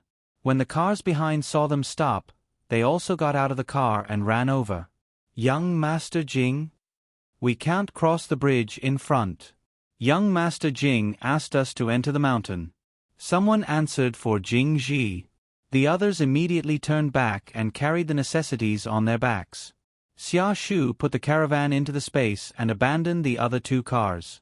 However, someone was sneaky and tore off the 2 talismans that Shi Shang put on them. The large group of people chasing behind gradually approached, and screams sounded from time to time in the stuffy space. Jing Ji didn't care about anything else and took the initiative to pull Shi Shang, run. The group immediately ran to the side of the mountain. At first, Han Yu didn't understand why they abandoned the car. When he ran closer and found that the bridge was broken, he could only follow them into the mountain. The mountain road was not easy to walk on. Only 2 people in Jing Ji's group didn't have superpowers, but these 2 were also trained, so the mountain road was not a problem for them. But it was difficult for the people behind. Some people couldn't bear to climb the mountain when they were hungry and thirsty. When they climbed over the mountain and reached the small village on the other side of the mountain, there were only 100 people left in the team of hundreds. The zombies in the village had been cleaned up, and there were traces of bonfires on the ground. Probably a team had rested here. Shi Shang's group arrived first, so naturally, they occupied the best house in the village. Shi Shang put talismans around the house, and Xia Shu followed him silently, frowning. She put talismans too casually. Why are you following me? Shi Shang looked at Xia Shu in confusion. Seeing him staring at the talisman in his hand, he blinked. You want to put it on? Then you go, 1 for every 10 meters, just circle around. Shi Shang said and stuffed the talisman into Xia Shu's hand. Xia Shu. How casual. Xia Shu's family had been cultivating for generations, but in his generation, it had declined. He only knew some things related to cultivation. He looked at the talisman in his hand for a moment, but he couldn't understand the drawing of the talisman at all. Shi Shang stood in the courtyard, watching a group of people running down the mountain breathlessly. They probably saw Shi Shang standing not far away, and many of them were so tired that they lay on the ground as soon as they entered the village. Han Yu's forehead was full of sweat. He put the woman down, and the woman gently and lovingly wiped the sweat on his forehead. Cici, drink some water. Jing Ji handed a bottle of mineral water to Shi Shang. Are you tired? Do you want to sleep for a while? Will you sleep with me? Shi Shang opened his mouth. Cici. Jing Ji looked at her with a serious face. Don't talk nonsense in the future. The situation was urgent just now, and those people didn't have time to think carefully. He was afraid that when they came back to their senses, Shi Shang unscrewed the bottle cap and took a sip. After moistening his throat, he said, "What I said is the truth. Why can't I say that I like you?" "Brother, why are you blushing?" Shi Shang suddenly approached Jing Ji and reached out to pinch his ear. Jing Ji took a step back and stared at Shi Shang for a while. He turned around in a panic and entered the house next door. Shi Shang's lips curled into a smile as her gaze swept to the other side. The leaves swayed and rustled, and calmed down after a few seconds. Jing Ji. Why didn't I flirt with her? Little fairy. You didn't bribe me. Jing Ji. Corrupt. Vulgar. How can I bribe her? Little fairy. Just give me money. Jing Ji. Is 100,000 enough? Little fairy. It's too late to say goodbye. Let me ask for a ticket to calm down.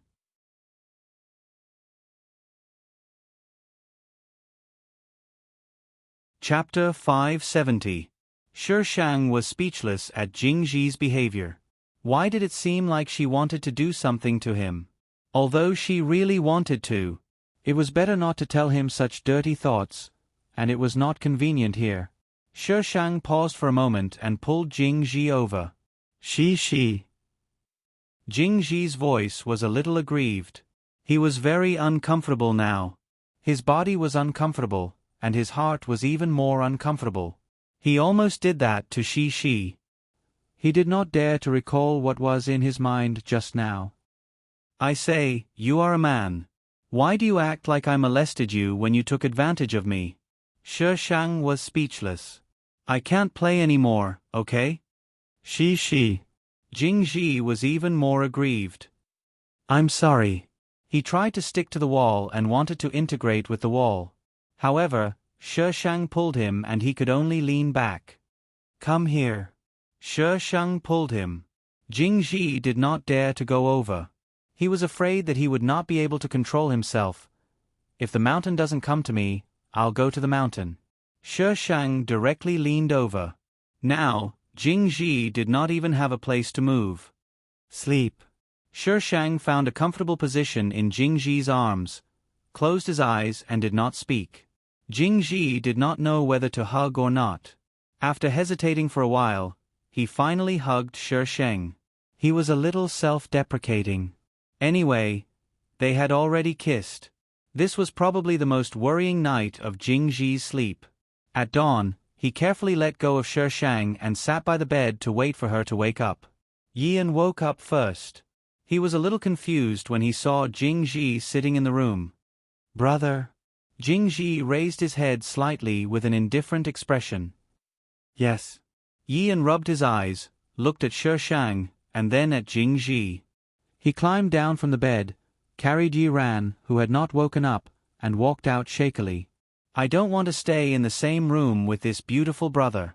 His aura is too scary. Shi Shang woke up as soon as Yian went out. She hugged Jing Ji's waist from behind and rested her chin on his shoulder. Due to last night's behavior, Jing Ji did not struggle and let her hug him. Her breath swept across his neck, warm and moist. Sissy. He said hesitantly. His mind was in a mess and he didn't know what to do. She understood that he liked her. Otherwise, he wouldn't have reacted to her. But, you've already kissed me and touched me. Do you still want to go back on your word? Shi Shang moved closer to his ear and nibbled on his earlobe. The temperature of the air seemed to rise, but in the next second, her voice suddenly became sinister. You wish. Jing Ji smiled bitterly and hugged her. She, we still have Grandpa. He won't agree. He wanted to be with her.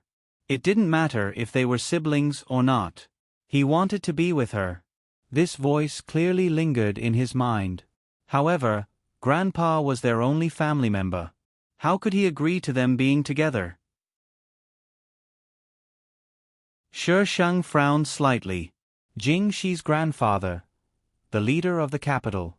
In his memory, Jing Shi rarely saw her grandfather, but every time they met, the old man still loved her very much. Of course, he couldn't be compared to Jing Ji. I'll convince Grandpa. Shi, how can I let you bear this kind of thing? Jing Ji sighed. Shi, you have to be prepared to bear the rumors when you're with me.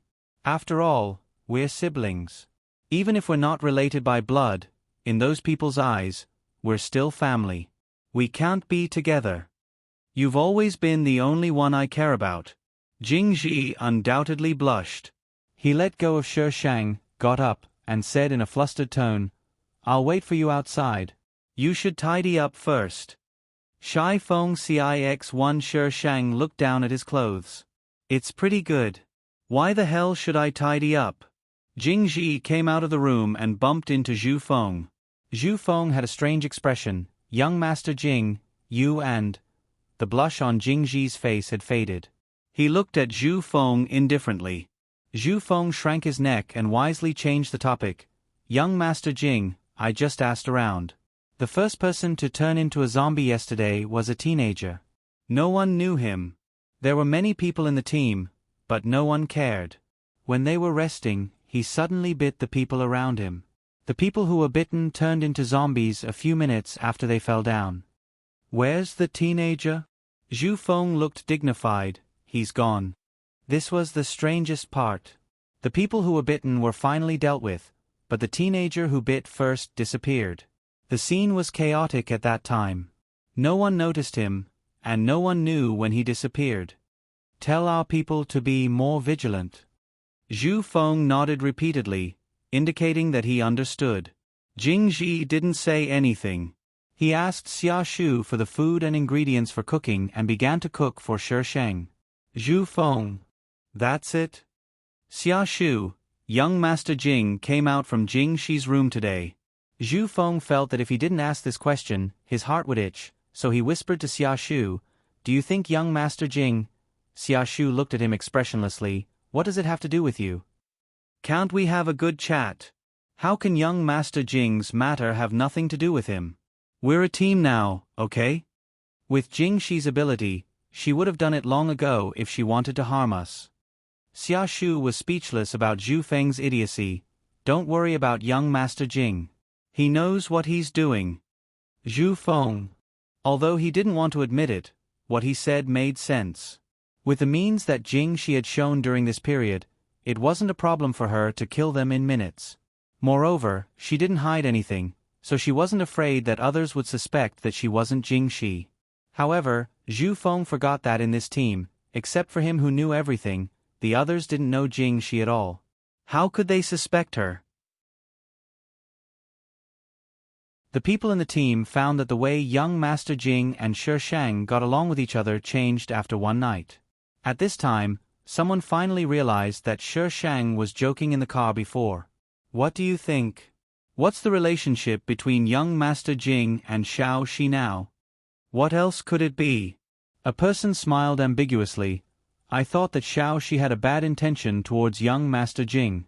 Now it's settled. They're not brother and sister?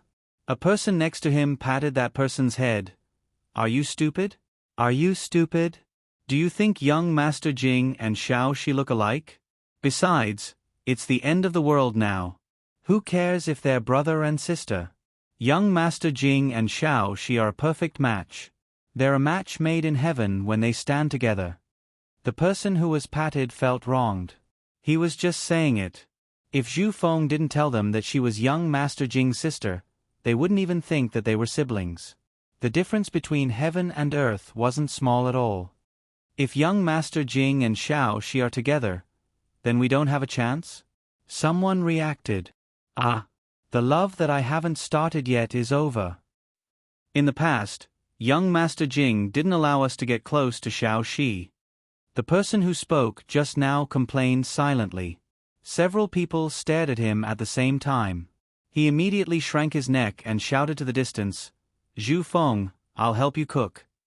#hashtag today I want hawthorn flavor #hashtag sweet and sour is me #lucky winner Akiji. On 11/22/2016 remember to get it for meal.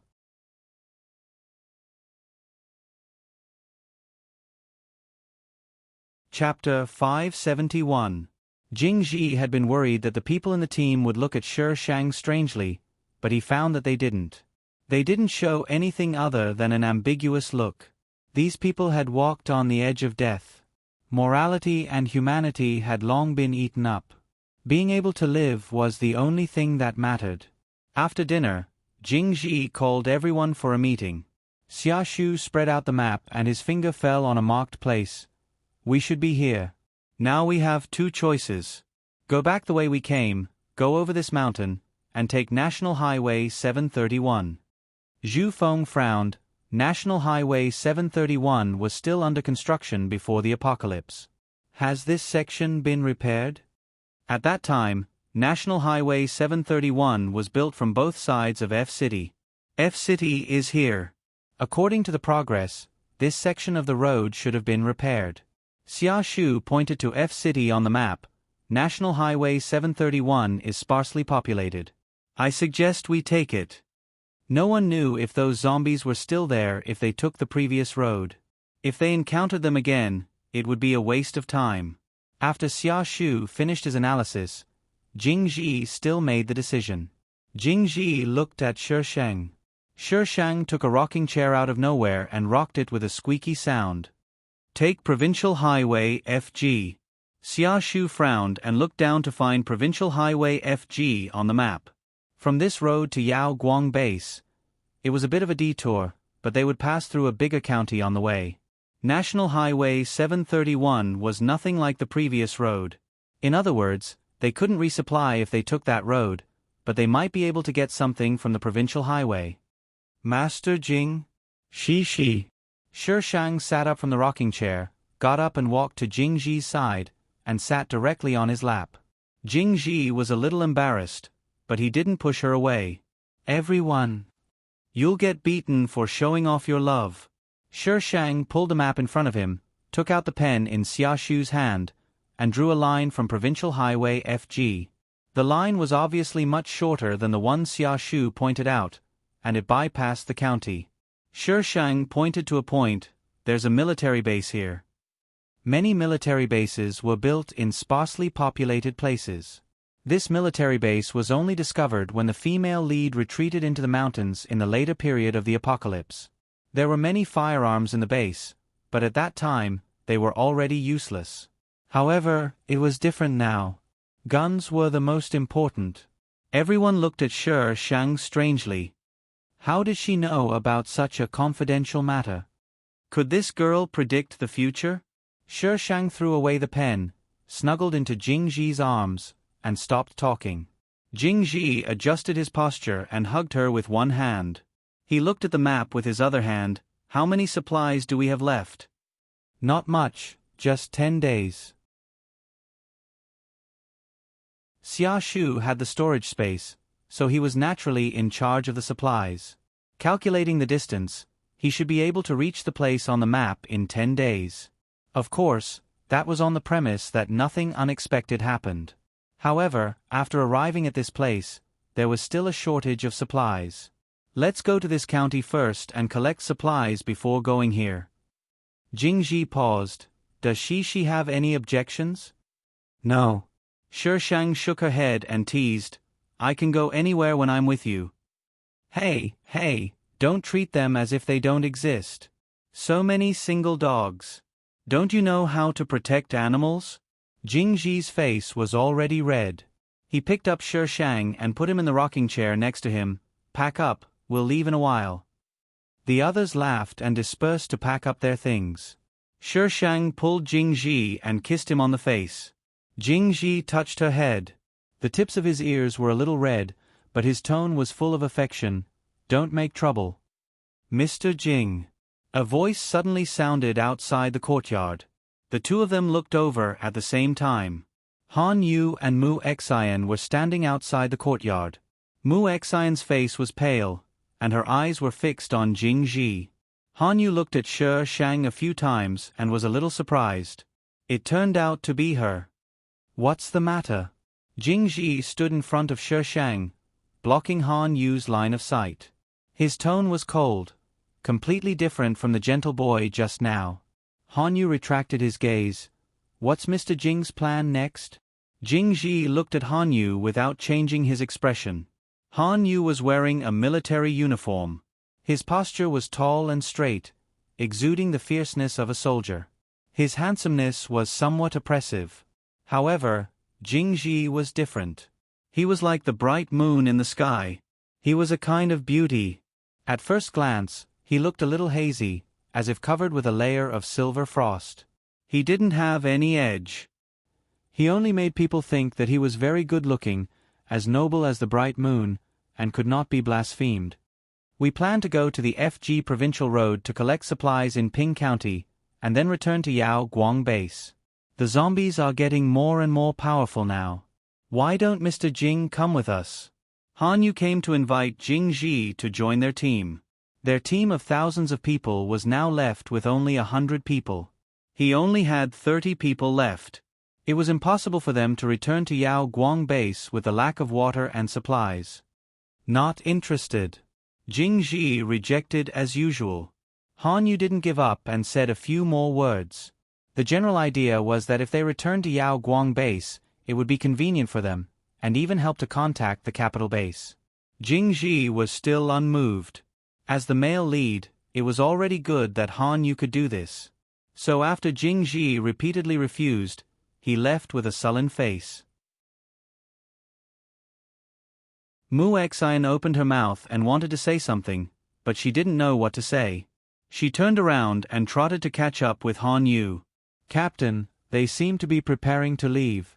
The person who had been monitoring Shi Shang and the others immediately reported to Han Yu when he saw that the people in the yard were moving. The village was not big. Han Yu could directly see the yard where Shi Shang and the others were. The men went out of the yard first, all carrying a small backpack. Then a girl, holding a baby, followed behind Jing Ji and slowly walked out of the yard. Jing Ji reached out and helped her. Their posture was intimate and ambiguous. The two walked in the middle and left toward the other side of the village. Get ready, we're leaving too. Han Yu ordered. Yes. When they heard that they were leaving, these people were a little reluctant. There were no zombies here. What's wrong with taking a rest? They were so tired from running for their lives yesterday, and they didn't have enough rest. If you don't want to leave, you don't have to follow us. As soon as these words came out, the people who complained suddenly didn't dare to make a sound. They silently packed their things. According to the soldiers, the men were outside, while the women and the young walked in the middle. Mu Xian and Father Mu were naturally with Han Yu and the others. Aunt Li, who was behind them, was a little resentful. She found a backer and now she doesn't care about us. Aunt Li complained to Uncle Li. Uncle Li was naturally not a good person. Who knows if she slept with that man? She's so immoral at such a young age. A woman not far in front of Aunt Li suddenly looked back. Aunt Li and Uncle Li talked louder and louder, as if they were deliberately talking to her.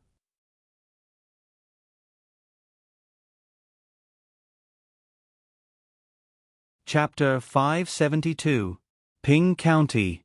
The population of this county was not large, and relatively speaking, there were fewer supplies. When Shi Shang and the others arrived, the entire county had obviously been ransacked several times. The shops were in a mess, and the food was nowhere to be seen. Young Master Jing, this place is quite big. Shall we split up? Someone suggested. It would be much faster if they split up. Young Master Jing nodded and split into 3 groups. Xia Shu and Zhu Feng each led a few people. Yan followed Xia Shu, Shi Shang led Yi Ran, and Jing Ji were in a separate group. Let's meet in the city 3 hours later, whether we have found it or not. The others nodded and distributed weapons from Xia Shu. Shi Shang took out a few small balls and handed them over. What are these?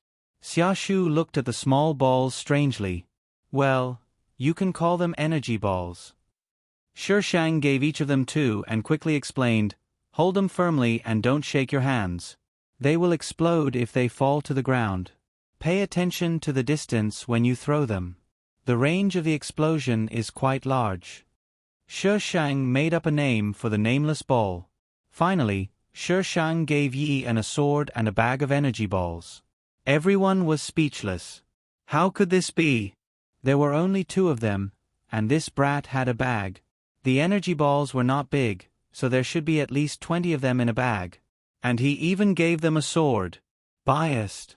After Shi Shang and Jing Ji left, these people reacted, Xiaoxi has a storage space? She just took out those things out of thin air. Magical Xiaoxi. Xia Shu was not surprised. It was normal for cultivators to have a storage space. The route Shi Shang and Jing Ji chose was probably a commercial street. They basically bought clothes, bags, and accessories. Do you want me to hold her for a while? Jing Ji asked Shi Shang softly. That little girl was still heavy. You can hold her. Shi Shang handed Yi Ran over. She keeps moving. It's so annoying. Jing Ji was speechless. How could a child not move? Yi Ran was a small ball. At this time, she was white and chubby. Her skin was white and rosy. It was impossible to tell that she was a child of the apocalypse. The milk powder is running out. Let's see if there is a baby shop later. Shi Shang pinched Yi Ran's face. It's so troublesome to raise you. Squeak squeak. Yi Ran waved his hand to grab the Shi Shang. What 1, 2, 2, 2. Call me big sister. Yi. Yi Ran repeated the single syllable in a childish voice. Jing Ji smiled, and his eyes were full of tenderness and love. Shi Shang actually found a pet shop. Bah, a baby shop. There are zombies inside. Shi Shang looked inside the shop through the glass window. There were 2 zombies in uniform. They probably hadn't eaten humans before, so they looked like low-level zombies. I'll go in and kill them. Shi Shang walked towards the door. Jing Ji pulled her back. I'll go, follow me. Shi Shang didn't argue with Jing Ji. It didn't matter who did it. Shi Shang had never seen Jing Ji use his superpower, but his superpower was very powerful. He could freeze the 2 zombies and break them into pieces with a kick. What level are you at now? Shi Shang approached Jing Ji. Level 3. Shi Shang glared at him. Are you cheating? He didn't use his superpower. How did he level up? Jing Ji closed the door to prevent zombies from coming in. I absorbed a mutant nucleus, and my superpower rose to level 3. Shi Shang suddenly remembered that when he first met Xia Shu and the others, they were chasing a mutant black cat. Xia Shu was looking for something in the mutant black cat's head. Mutant animals have nuclei too? This was not mentioned in the novel. It only said that mutant animals could be eaten. The probability is very small. Jing Ji nodded. Mutant nuclei and mutant plants can give ordinary people superpowers, and can also give a superpower. My lightning superpower came from absorbing that mutant nucleus. Xia Shu too. Jing Ji shook his head. Xia Shu awakened with 2 superpowers. Shi Shang was speechless. This Xia Shu is lucky. Shi Shang looked around the shop. There were quite a lot of things inside, especially milk powder. The warehouse at the back was probably new, and it hadn't been opened yet. Shi Shang put all the milk powder into the space.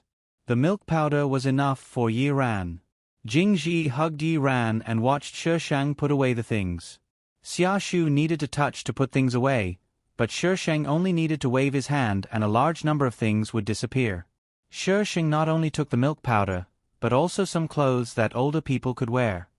Okay, let's go. Jing Ji observed the outside for a while and opened the door after making sure there were no zombies. The 2 walked around the whole street and finally found a granary on the next street. The granary had obviously been moved. Maybe there was an accident, and it wasn't completely moved. Shi Shang put the rest of the food into the space. Squeak. As soon as the food was gone, a sharp sound suddenly came from the granary. A black mass of rats rushed out from the corner, and their eyes were red. Shi Shang quickly rushed outside, took out the iron sword, jumped on it, and flew to the roof next to it. Jing Ji looked at her nervously. Are you okay? I'm okay. Shi Shang reached out to him. Jing Ji glanced at the iron sword under her feet and put his hand in hers. Shi Shang pulled Jing Ji up with a little force. Below them was a black mass of rats. A few of them were particularly big. They stood up and sniffed in the crowd, and then squeaked at the sky. The rats below immediately climbed up the roof of the house, layer by layer. The sound made Jing Ji's scalp tingle. Shi Shang hugged Jing Ji and rubbed against him. "You scared me. I want a kiss." Jing Ji kissed her face helplessly. Girls are so unreserved. Shi Shang sat on the iron sword and landed on the street a little further away. As soon as they stood on the ground, a few zombies suddenly rushed out from the alley next to them. When they saw them, they rushed over with their fangs and claws.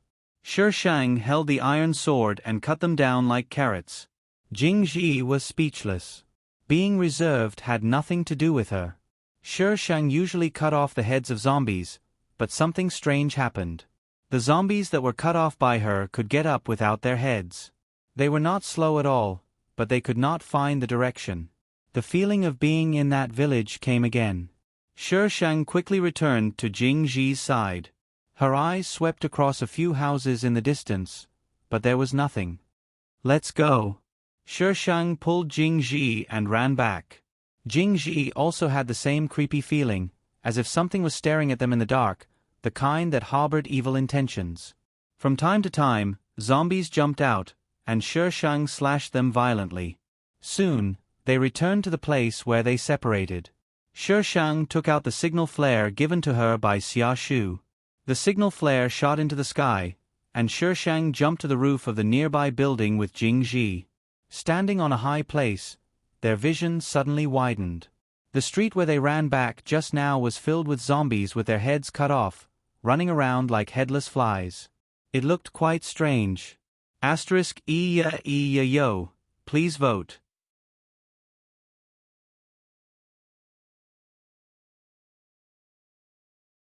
Chapter 573. Xia Shu and the others did not go far. After receiving the signal flare from Shi Shang, they immediately rushed back and soon met up with Shi Shang.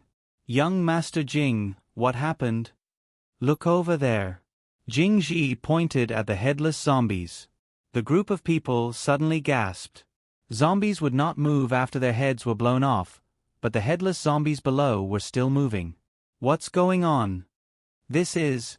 Shi Shang stared at the zombies, his expression changing, but no one could understand what he was thinking. Just when the group of people was silent, a group of people came in from afar. It was the male and female lead. Mu Xian only had a child with her. Father Mu was missing, and Mu Xian's expression was very ugly. The group stopped opposite the building where Shi Shang and the others were.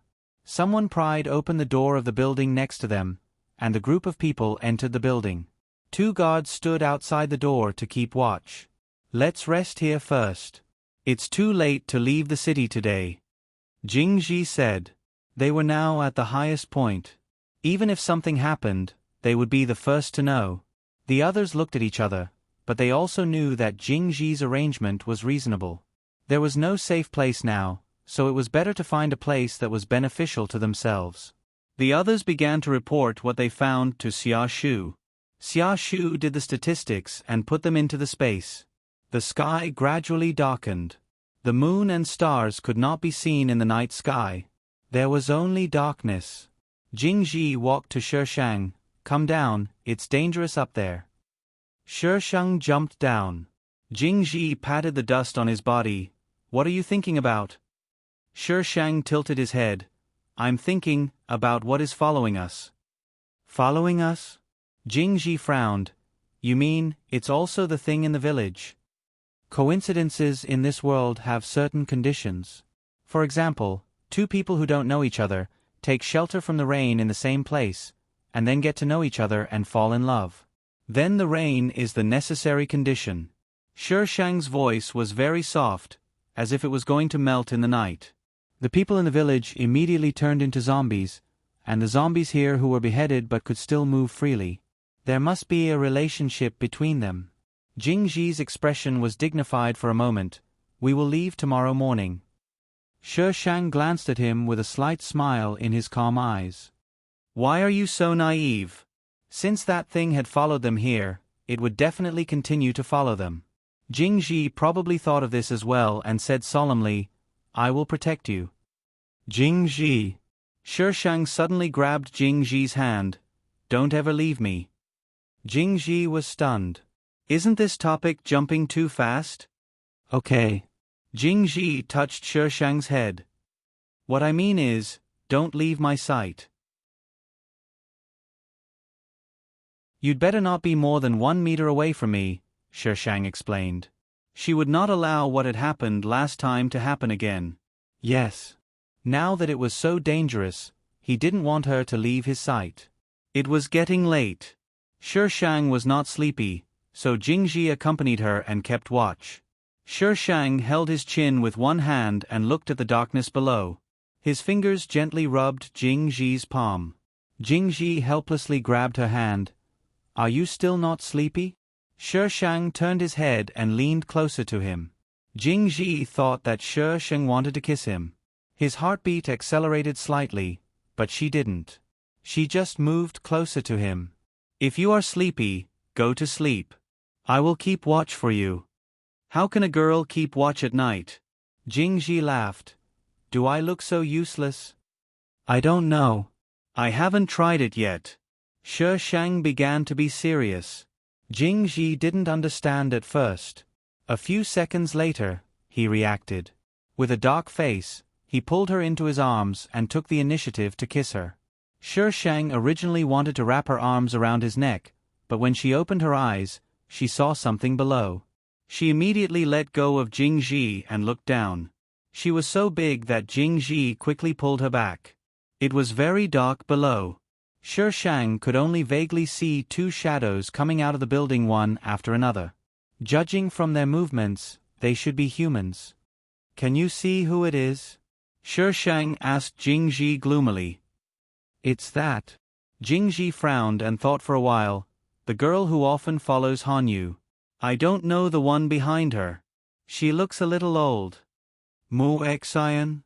Jing Ji looked at Shi Shang innocently. How would he know her name? Why did the female lead come out so late? There was another person behind her. Shi Shang turned to the other side of the building and looked down. Mu Xian and the Black Shadow just walked over and stopped below. The two seemed to be talking about something. The Black Shadow suddenly pushed Mu Xian. Mu Xian grabbed the Black Shadow's hair and slammed it into the broken pole next to them. Mu Xian probably covered the person's mouth and didn't scream. She slammed it a few times in a row and let go. The Black Shadow fell to the ground softly. Mu Xian was probably sure that he was not breathing. She looked around and quickly left. "I'll go down and take a look." Shi Shang took out the iron sword and was about to jump down. "I'll go with you." Jing Ji woke Xia Shu up and jumped onto the iron sword with her. The alley below was a dead end. It was dark and a little creepy. Shi Shang landed beside the Black Shadow and turned it over with his sword. "It's her." Jing Ji didn't know her, but Shi Shang knew her. She was Aunt Li. Mu Xian killed her. When they came in just now, they didn't see Father Mu. It seemed that something happened on the way and it was related to Aunt Li. That was why Mu Xian chose to kill Aunt Li. Shi Shang didn't stop and went straight to the roof. Xia Shu and Zhu Feng were both awake. They were talking about something. Zhu Feng looked a little embarrassed, but Xia Shu looked calm. "What happened?" Zhu Feng got up with a sigh of relief. Jing Ji shook his head and walked to the side with Shi Shang. "Zhu Feng," he dawdled for a long time and sat next to Xia Shu. "Just now, it was an accident. You don't take it to heart." "Okay. Don't you have anything to say?" Zhu Feng glared. "Didn't you ask me not to take it to heart?" Zhu Feng choked and couldn't say a word. He wanted to find a hole to hide in. It was too damn embarrassing. Zhu Feng decided to stay away from Xia Shu and went to sleep on the other side. Xia Shu reached out and rubbed the corner of his mouth. The corner of his mouth was slightly raised, and his eyelashes drooped to hide the smile inside. The night was peaceful. Early the next morning, Shi Shang heard a lot of noise below. Uncle Li's loud voice seemed to attract all the nearby zombies. Shi Shang got up from Shi Shang's arms. There were already a few onlookers at the edge. When they saw Shi Shang coming over, they made way for him. Mu Xian, you little bitch. Is it you? Where is my wife? Tell me. Did you kill my wife? Asterisk little fairy. I voted. Daily activities, come on. Cherub A. Where did this wet market auntie come from? Cherub B. Isn't she from the mental hospital? Little fairy. What's wrong with wet market auntie? That can't stop me from asking for votes. Cherub A. So shameless. Cherub B. Shameless people are invincible. Here's my vote.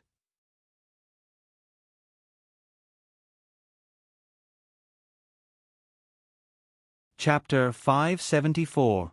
Mu Xian was protected by soldiers in camouflage. Her expression was indifferent. Your wife is missing, what does it have to do with me? How is it none of your business, other than you little bitch? Who else has a grudge against my wife? Uncle Li was very agitated. If it weren't for someone blocking him, he would probably rush to beat Mu Xian. Does your wife not offend enough people? Mu Xian sneered and questioned. Aunt Li was greedy for small gains. She could only win, but not lose. Who here could be on good terms with her? Bah! Uncle Li spat at Mu Xian. Your dad blocked the zombies for my wife. If you are angry, go to your dad. Give my wife back to me. Give her back to me. Speaking of this, Mu Xian's face became even uglier. If Aunt Li didn't suddenly pull her dad, would her dad be bitten by zombies? In the end, these two people still took it for granted. Now she suddenly felt that letting Aunt Li die was too easy for her. She should throw her into the zombie crowd and let her experience what it feels like to be bitten by zombies.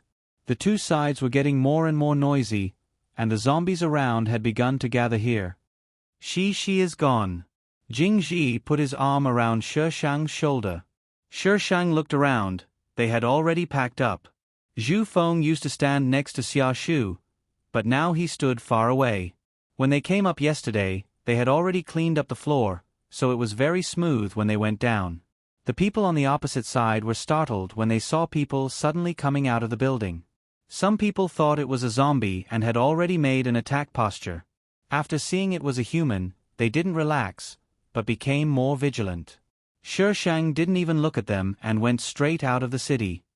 Are they the people who have been following us before? It seems to be. When did they come? Are they going out of the city? Some people whispered. Han Yu protected his wife and child out, just in time to see the group of people who were about to leave. He suddenly frowned. Sister. Yian trotted to catch up with Shi Shang. Yiran was carried by Zhu Feng. Yian knew that he couldn't keep up with their speed, so he didn't insist. He walked to the other side of Shi Shang, carefully holding Shi Shang's clothes. When they reached a place where no one was around, Xia Shu took out the caravan. The caravan was very big, more than enough to carry 10 people. After leaving the county, the group rushed to the military base. Entering the military base required all kinds of passwords and identification cards. While the group of people was still trying to figure out how to crack the password, Shi Shang swung his sword at them. In their eyes, the impregnable gate was nothing in front of Shi Shang's sword. Everyone. Impressive, my sister. You can conquer the world with this sword without a problem. Xiao Shi, what is that sword of yours? It's so powerful. Someone asked the question that they had always wanted to ask. King's sword. Everyone. Even if they didn't watch the anime, they knew that this thing was from the anime. You gave it such a Chunibyu name. Although it was very domineering, it still felt very strange. They all imagined Shi Shang raising his iron sword and shouting, Sword of the King, grant me strength. Everyone quivered. The scene was too beautiful, and they didn't dare to look at it. Iron sword. Master, I have a name. Don't randomly change my name. There were also zombies in the military base. After cleaning up the zombies, they started to move the inventory inside. Xia Shu's storage space couldn't fit a third of it. With so many things, the group was very reluctant. Shi Shang was speechless when he saw their dead wife expression. He put all those things into his storage space. Anyway, she had a lot of trash in her storage space, so she wasn't afraid of adding more. Xiao Shi really has a storage space, I knew it. Young Master Jing actually produced and sold it himself, so hateful. Single dogs don't want to talk. From the military base to Yao Guang base, Shi Shang and the group took about 10 days. During this time, Shi Shang didn't feel that strange feeling again. There was a long line outside the base, and there was an isolation circle surrounded by iron wires. This was only the initial quarantine. Only after staying inside for 24 hours could they register to enter the city and proceed to the next quarantine. There were many outside who couldn't afford to pay for the supplies needed to enter the city. At this time, they were either crying and cursing or waiting for death in despair. The arrival of Jing Ji and his group was like a pile of clean and good-looking fruits suddenly popping out of a pile of potatoes wrapped in mud. His clean white robes were a stark contrast to their filthy robes. It was exceptionally conspicuous. "Give us something to eat. Give us some water." As soon as they approached, people surrounded them and stretched out their hands to them. There was an army stationed in the distance, but there was also a dividing line. Those people outside the dividing line wouldn't care. Jing Ji protected Shi Shang in his arms, and the others protected Yi An and Yi Ran as they quickly walked inside. "The men are here, the women are over there." A man in a white coat was directing people to enter the iron wire cages. "The children are over there, don't wander around." Jing Ji didn't feel at ease to let Shi Shang stay inside, so he directly took people to the registration place.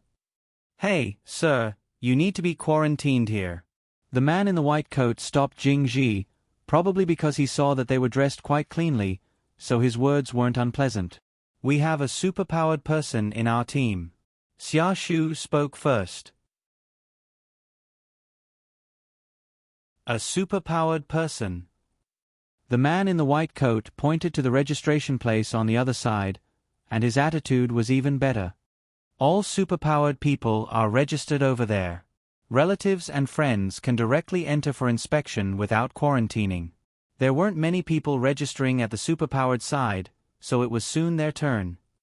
"Name." The registrar repeated the boring task. "Zhu Feng." "Superpower." "Water." The registrar looked up at Zhu Feng, put a red tick on his information, and asked a few more questions before letting him go to the registration place next to him to test his superpower. "Level 2 water." The person on the other side quickly gave the answer. The registrar put a red tick on it again, and then let Zhu Feng in. Jing Ji let the others go first, and Xia Shu was only tested with a fire superpower.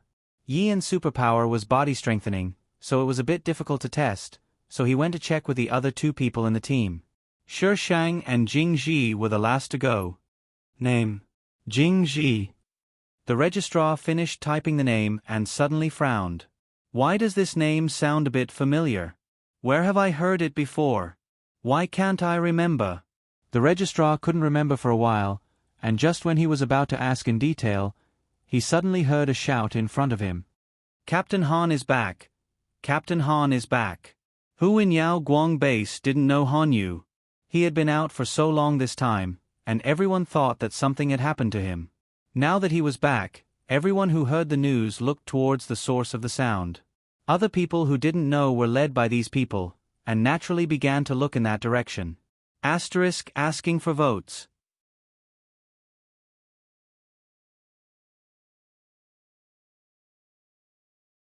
Chapter 575. Han Yu came back with a team that went out to collect supplies.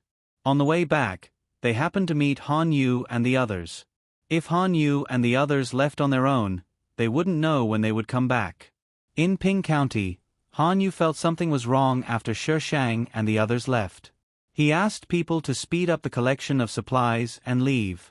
But they still met a level 3 zombie. Yes, a level 3 zombie. Only 20 people escaped in the end. The army cleared the way for Han Yu. Other than the ordinary people, there were only 6 people following Han Yu. Mu Xian and the little boy were one of them. Han Yu strode towards the registration with a woman in his arms. "Call the doctor," someone shouted. "Check Captain Han and the others first." Several voices sounded in succession. The registration place was suddenly chaotic. A group of people rushed over and squeezed Shishang and Jing Ji to the side. Before they could react, Han Yu and the others had already entered. Mu Xian didn't see Jing Ji because there were too many people, or she was not in the right state. She quickly followed Han Yu and disappeared from everyone's sight. This was what it meant to leave as quickly as it came. The registrar continued to register. Superpower. Jing Ji's voice was flat. Jing Ji was only detected with one superpower.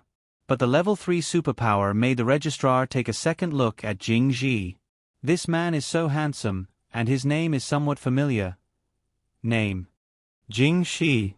Superpower: Wood. When Shishang and the others entered, the registrar was still muttering the names of Jing Ji and Jing Shi. After a while, his face changed abruptly.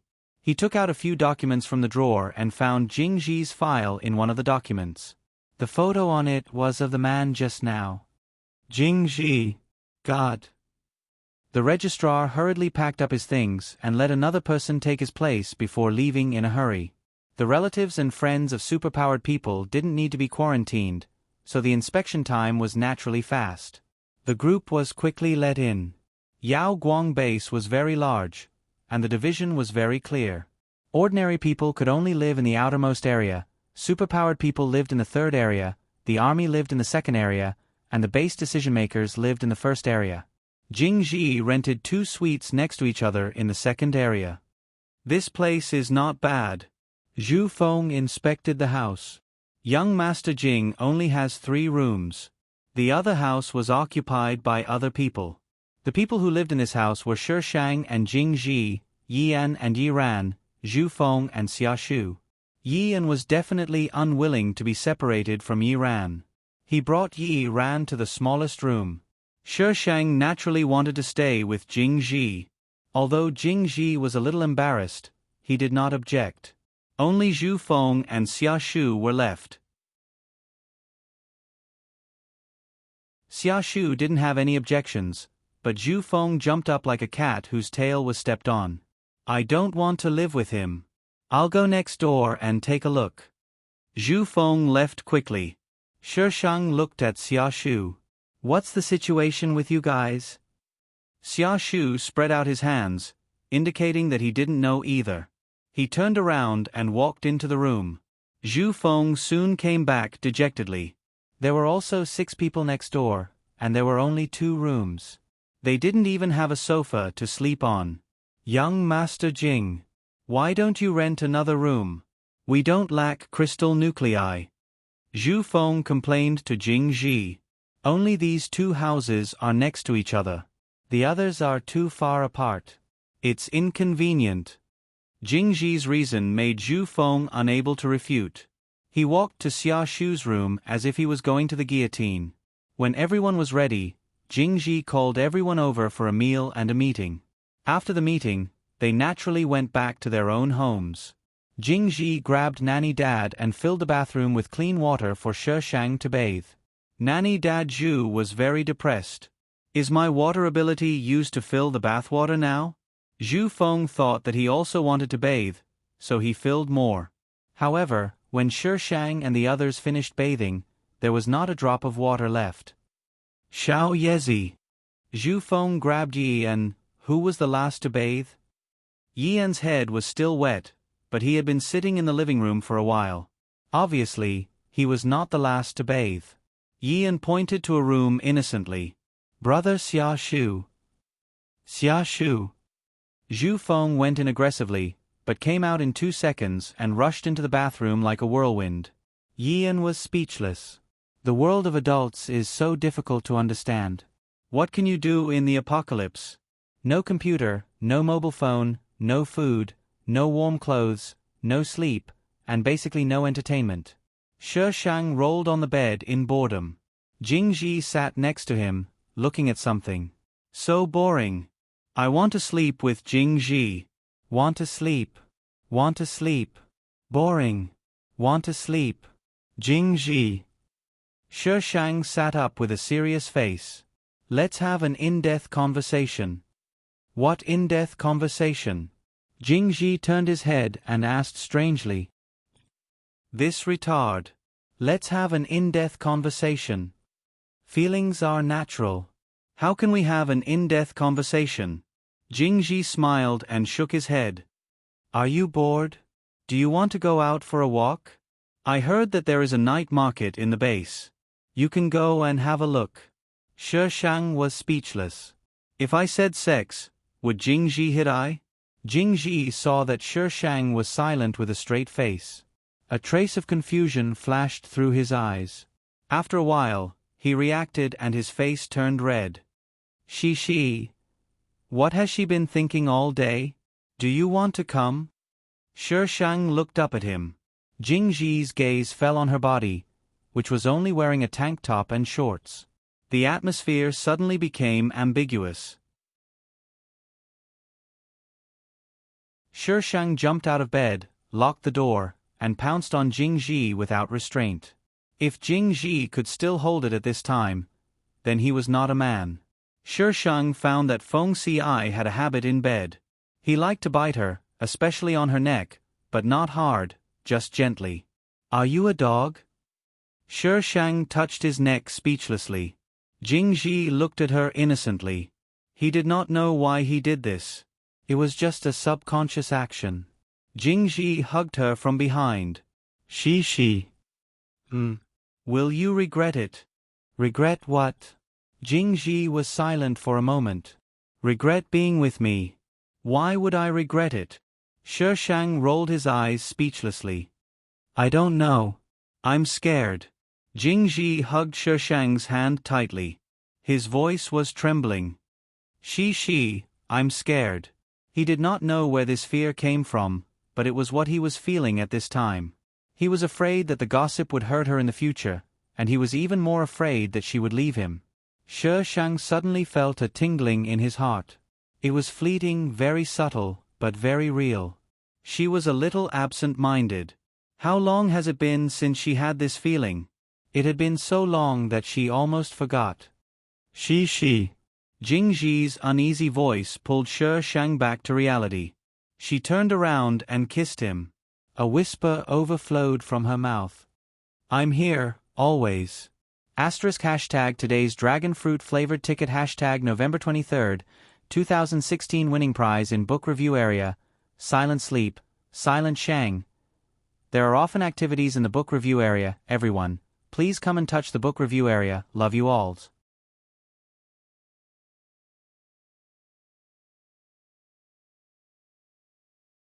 Chapter 576.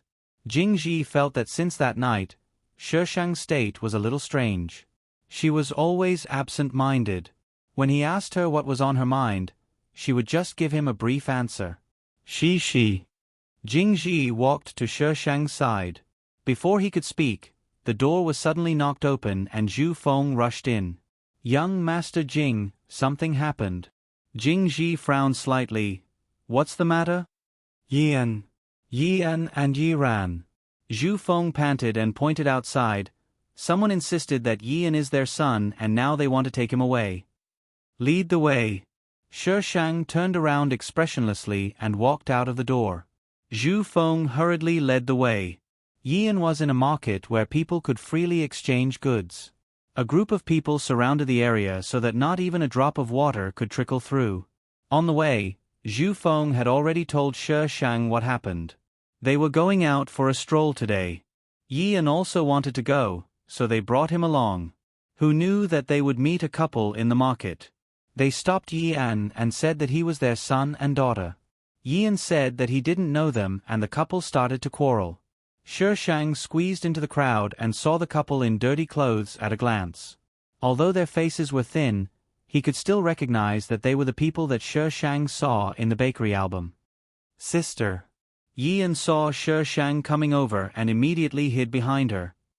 Who are you? Give my child back to me. The woman reached out and dragged Yian. This is my child. You human traffickers, give my child back to me. Shi Shang protected Yan and took a step back. He looked at the woman coldly. Your child? His eyes were so cold that the woman couldn't help but feel guilty. But when she thought that this was her child, she didn't feel guilty. This is my child. His name is Yi An and he was born on May 6, 2004. Her name is Yi Ran and she was born on October 15, 2012. The woman shouted loudly, "Give my child back to me." The onlookers immediately whispered to each other. I think this child looks a little similar to them. Could it really be her child? Well, he does look a little similar. Look at this child. He's dressed neatly, and he's also fair and chubby. He doesn't look like he's ever suffered. If my child is treated like this, I'd rather she be with someone else. Someone sighed. The man held the agitated woman and pleaded, "Please return the child to us. Those are our children. Why are you begging them?" The woman screamed.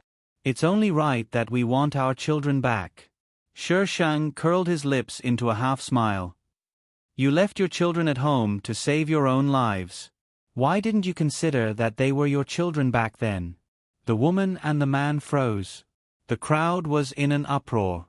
Many people in the base had lived there since the establishment of the base, so they had brought their families here. They still had familial ties in their hearts, and they felt that it was shameful to abandon their children like this. The woman looked around. The crowd was pointing at her, and she couldn't find anything to say. The man's face was full of grief. "We went out to look for food. We wanted to go back to pick them up after we found food, but we didn't expect to run into a flood. We couldn't go back to where we lived. We had no choice." Yan grabbed Shi Shang's clothes and looked at his parents without saying a word. Yes, we had no choice. Anan, it's your mother. Come here. I'm here." The woman tried to squeeze out a smile. "Anan, I'm here to take you and your sister home." Yan shrank behind Shi Shang. He had begged them to take his sister away, but they had abandoned him in the end. Could he trust them now? No. He didn't trust them. His sister had said that people were habitual offenders. As long as they did something once, it would be easier for them to do it the second time. "We're very grateful that you brought our children here, but you can't keep them. We are their parents. Children should grow up with their parents. Yan, are you willing to go with them?" Shi Shang looked down at Yi and shook his head. "Look, it's Yi who doesn't want to go with you." Shi Shang spread his hands. The woman pointed at Shi Shang and shouted, "You must have said bad things about us to my son. Now my son doesn't recognize us. How can you be so vicious? You stole someone else's son. Give him back to me. When you abandoned my sister and me, we had nothing to do with each other." Yan's voice was very loud, and the crowd suddenly quieted down. "If it weren't for my sister and I would have starved to death. You wouldn't have been able to see us at all." As a child, he didn't even have the ability to protect himself, let alone take care of a baby. There must be someone to protect him since he was able to come here alive. Yan's body trembled slightly, and he couldn't stop his tears from flowing out. The man immediately bowed and said tearfully, "We know that you saved our son. We are really grateful to you, but we only have 2 children. Please give them back to us." The woman also seemed to have an epiphany. She knelt down with a plop, kowtowing and begging, "Please give us back our children. Please. Captain Han, it's Captain Han." The crowd suddenly parted, and Han Yu came in with a few people. "What's going on?" Mu Xian stood beside Han Yu. Her eyes swept from Shi Shang to Jing Ji for a moment, and finally fell on the couple. She said in surprise, "Brother Yi, Sister Yi, what are you doing?" The Yi couple was probably very familiar with Mu Xian. Father Yi whispered a few words to Mu Xian.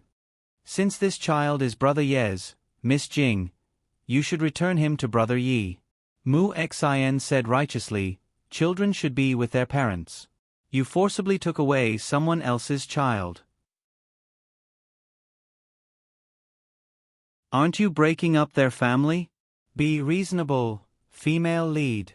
Before Shi Shang could speak, Mu Xan continued, Miss Jing, if you return the child to Brother Yi, I will compensate you with supplies. She said it as if Shi Shang didn't return the child because the Yi couple didn't give them anything. If Shi Shang and his people were dressed sloppily and looked sallow and emaciated, the onlookers might believe it. However, they were dressed neatly and didn't seem to be short of supplies. Mu Xian's words had no effect. They raised their children so well. Would they be interested in the supplies you gave them? Shi Shang thought seriously, how many supplies can you give me? 1 car or 2? The onlookers. Pfft, girl, your style is wrong. Shouldn't you be disdainful? However, compared to disdain, this car of supplies was even more strange. People's lives were not worth much now. Who would exchange a cart full of supplies for 2 children?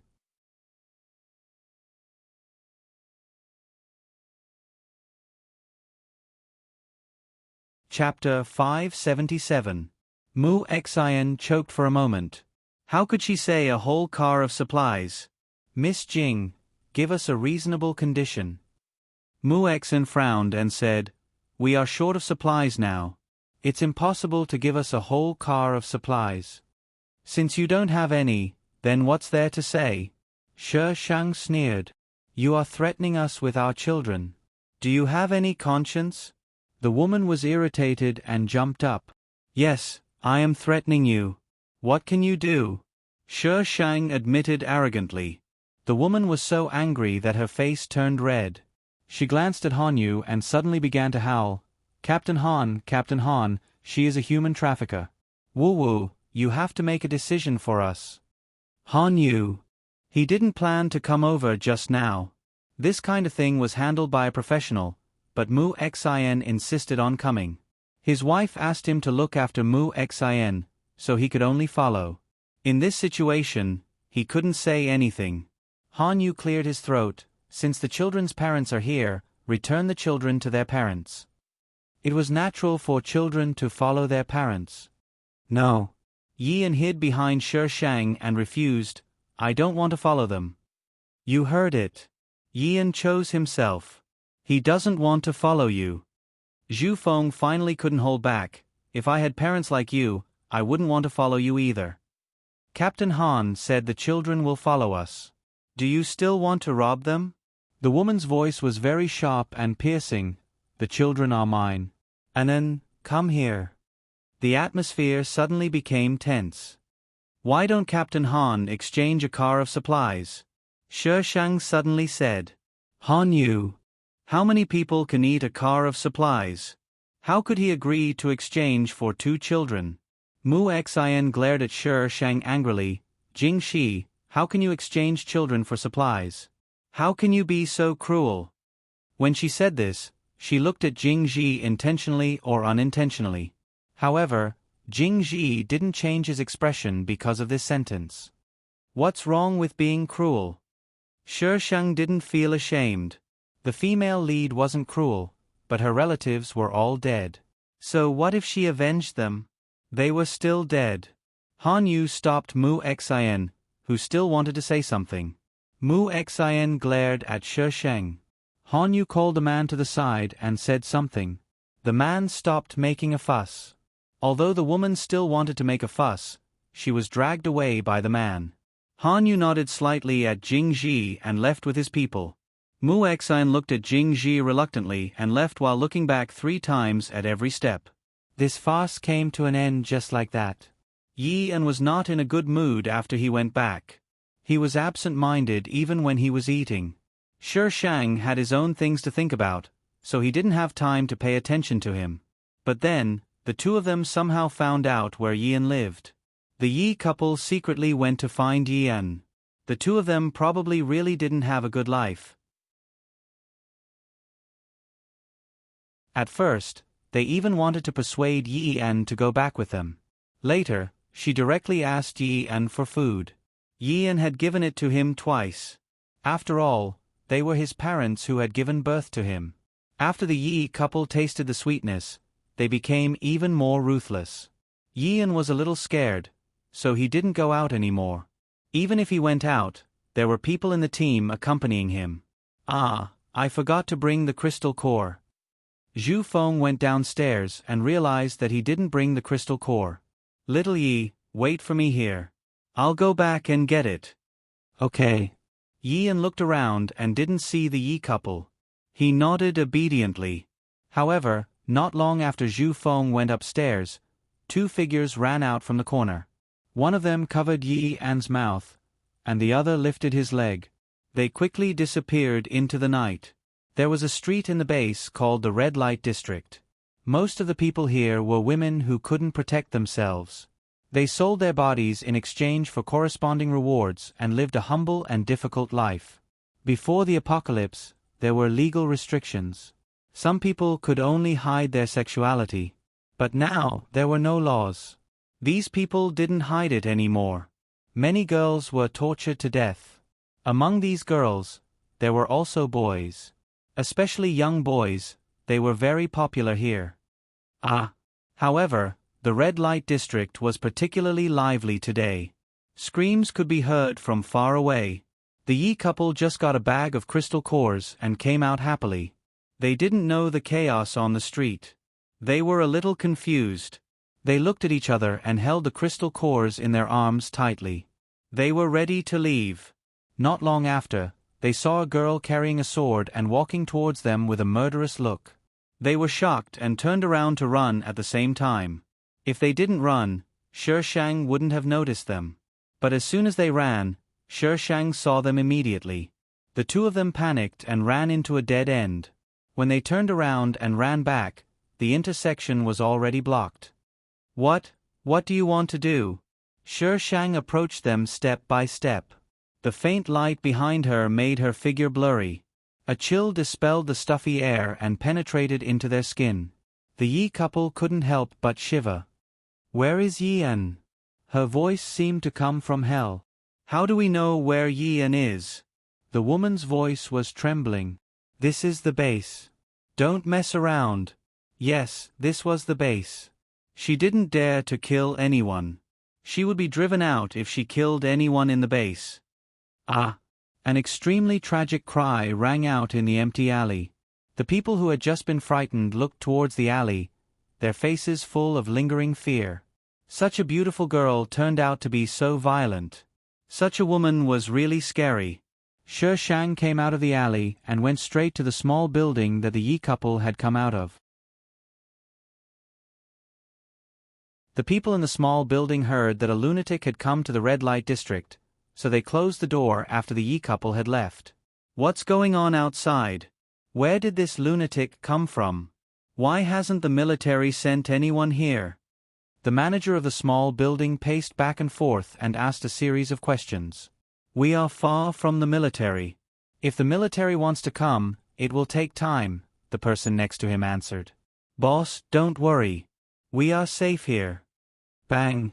Just as he said the word safe, the door in front of them was kicked away and smashed towards them. The cold light reflected from outside blinded the group of people. Many people were kicked to the ground before they could even react to what was going on. The manager scrambled upstairs. Shang grabbed the handrail and flipped over. He caught up with the manager in a few steps. A fist-sized fireball shot out from the manager's hand and was hurled at Shang. Shang easily deflected it with her sword before grabbing the manager's collar and throwing him down the stairs. The whole process took less than a minute. Shang went upstairs. The people scrambled to get up and ran outside. However, when they reached the door, they bumped into an invisible barrier and couldn't get out. Help! Help!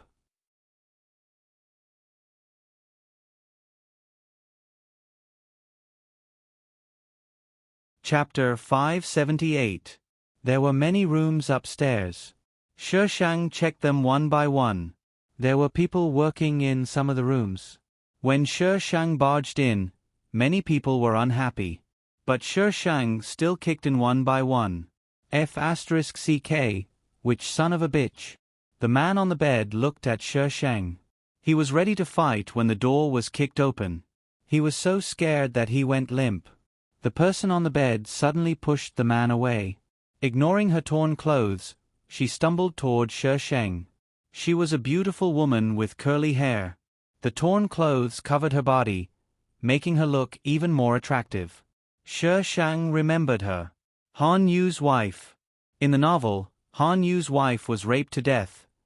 Help. The woman ran toward Shi Shang. Her face was full of tears and her voice was choked. The man jumped off the bed, grabbed the woman's hair, and pulled her back. He threatened Shi Shang, "Mind your own business, stupid girl. Otherwise, I will do you too. Help me." The man pulled the woman's hair hard. Her scalp was tight, and the woman's face was distorted. She covered her head with one hand and reached toward Shi Shang with the other. Her face was full of despair. "Help me. Get lost." The man scolded Shi Shang. Shi Shang turned to leave. "Help me. Bitch, how dare you run away?" The man slapped the woman's face and threw her onto the bed. The woman crawled toward the window in despair. The man grabbed her hair again and dragged her back. Just as the woman was in despair, her scalp loosened. The man's weight was on top of her without warning. The woman looked over the man's shoulder and saw the girl standing under the dim light. She pulled out her sword expressionlessly, turned around, and walked out of the room. The woman took a while to react. Dead. The man who wanted to violate her was dead. She pushed the man away with trembling hands and rolled to the ground. Her tears fell uncontrollably. She grabbed the bedsheet beside her and wrapped it around her body. Then she ran out of the room. She wanted to find a way out, but she ran in the wrong direction.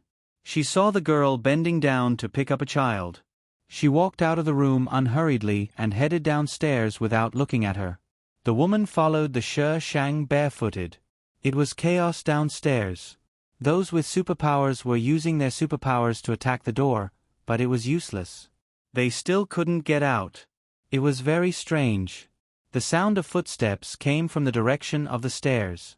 The noisy scene suddenly quieted down, and all eyes looked in the direction of the stairs. As the sound got closer and closer, every sound seemed to be stepping on their hearts. Their bodies unconsciously retreated.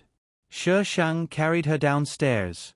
Under the horrified gaze of a group of people, he took off the talisman beside the door and walked out openly. They also saw the talisman, but no one could touch it. It was like a projection of nothingness.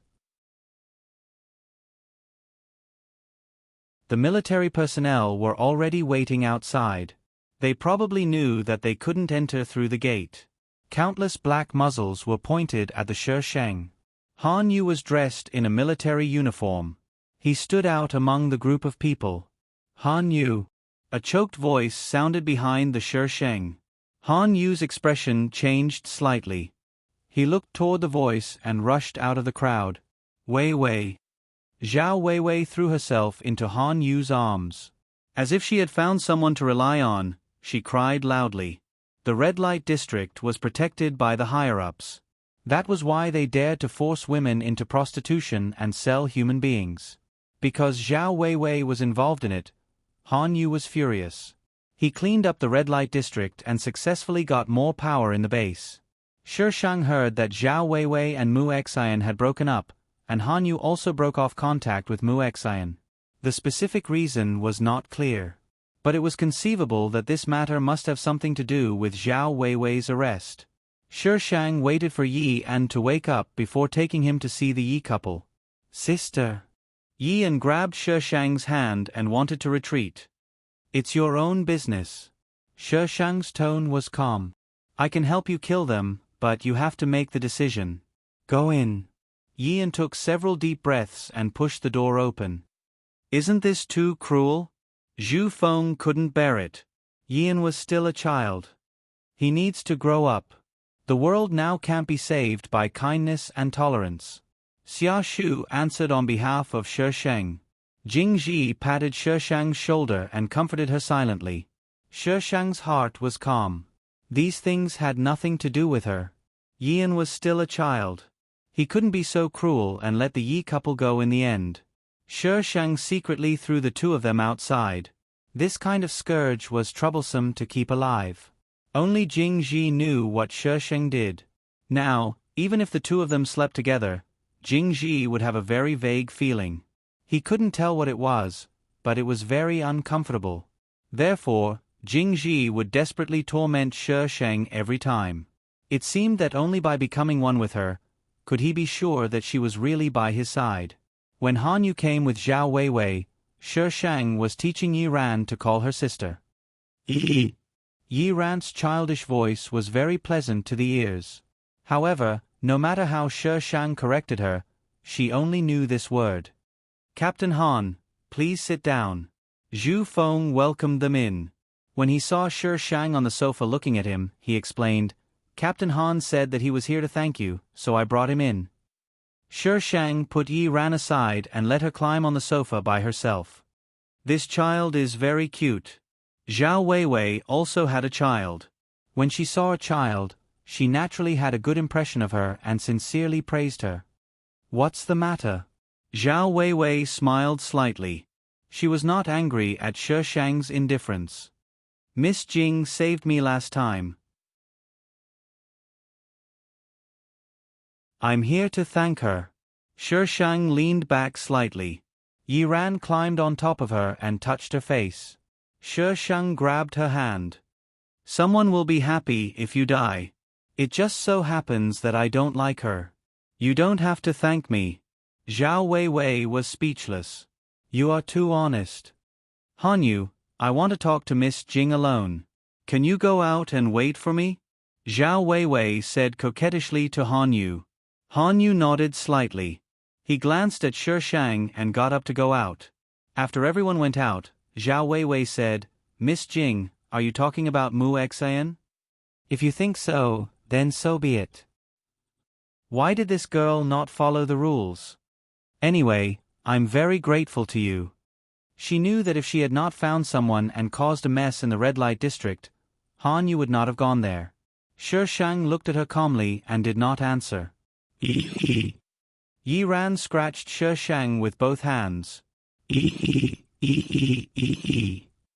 "She may be hungry," Zhao Weiwei reminded him. Shi Sheng's face suddenly showed a look of disdain. "Eat, eat, eat, all you know is to eat." Although he was disdainful, Shi Sheng still got up to make milk for Yi Ran. "You can't make milk so strong. Let me help you." Zhao Weiwei could not stand it anymore.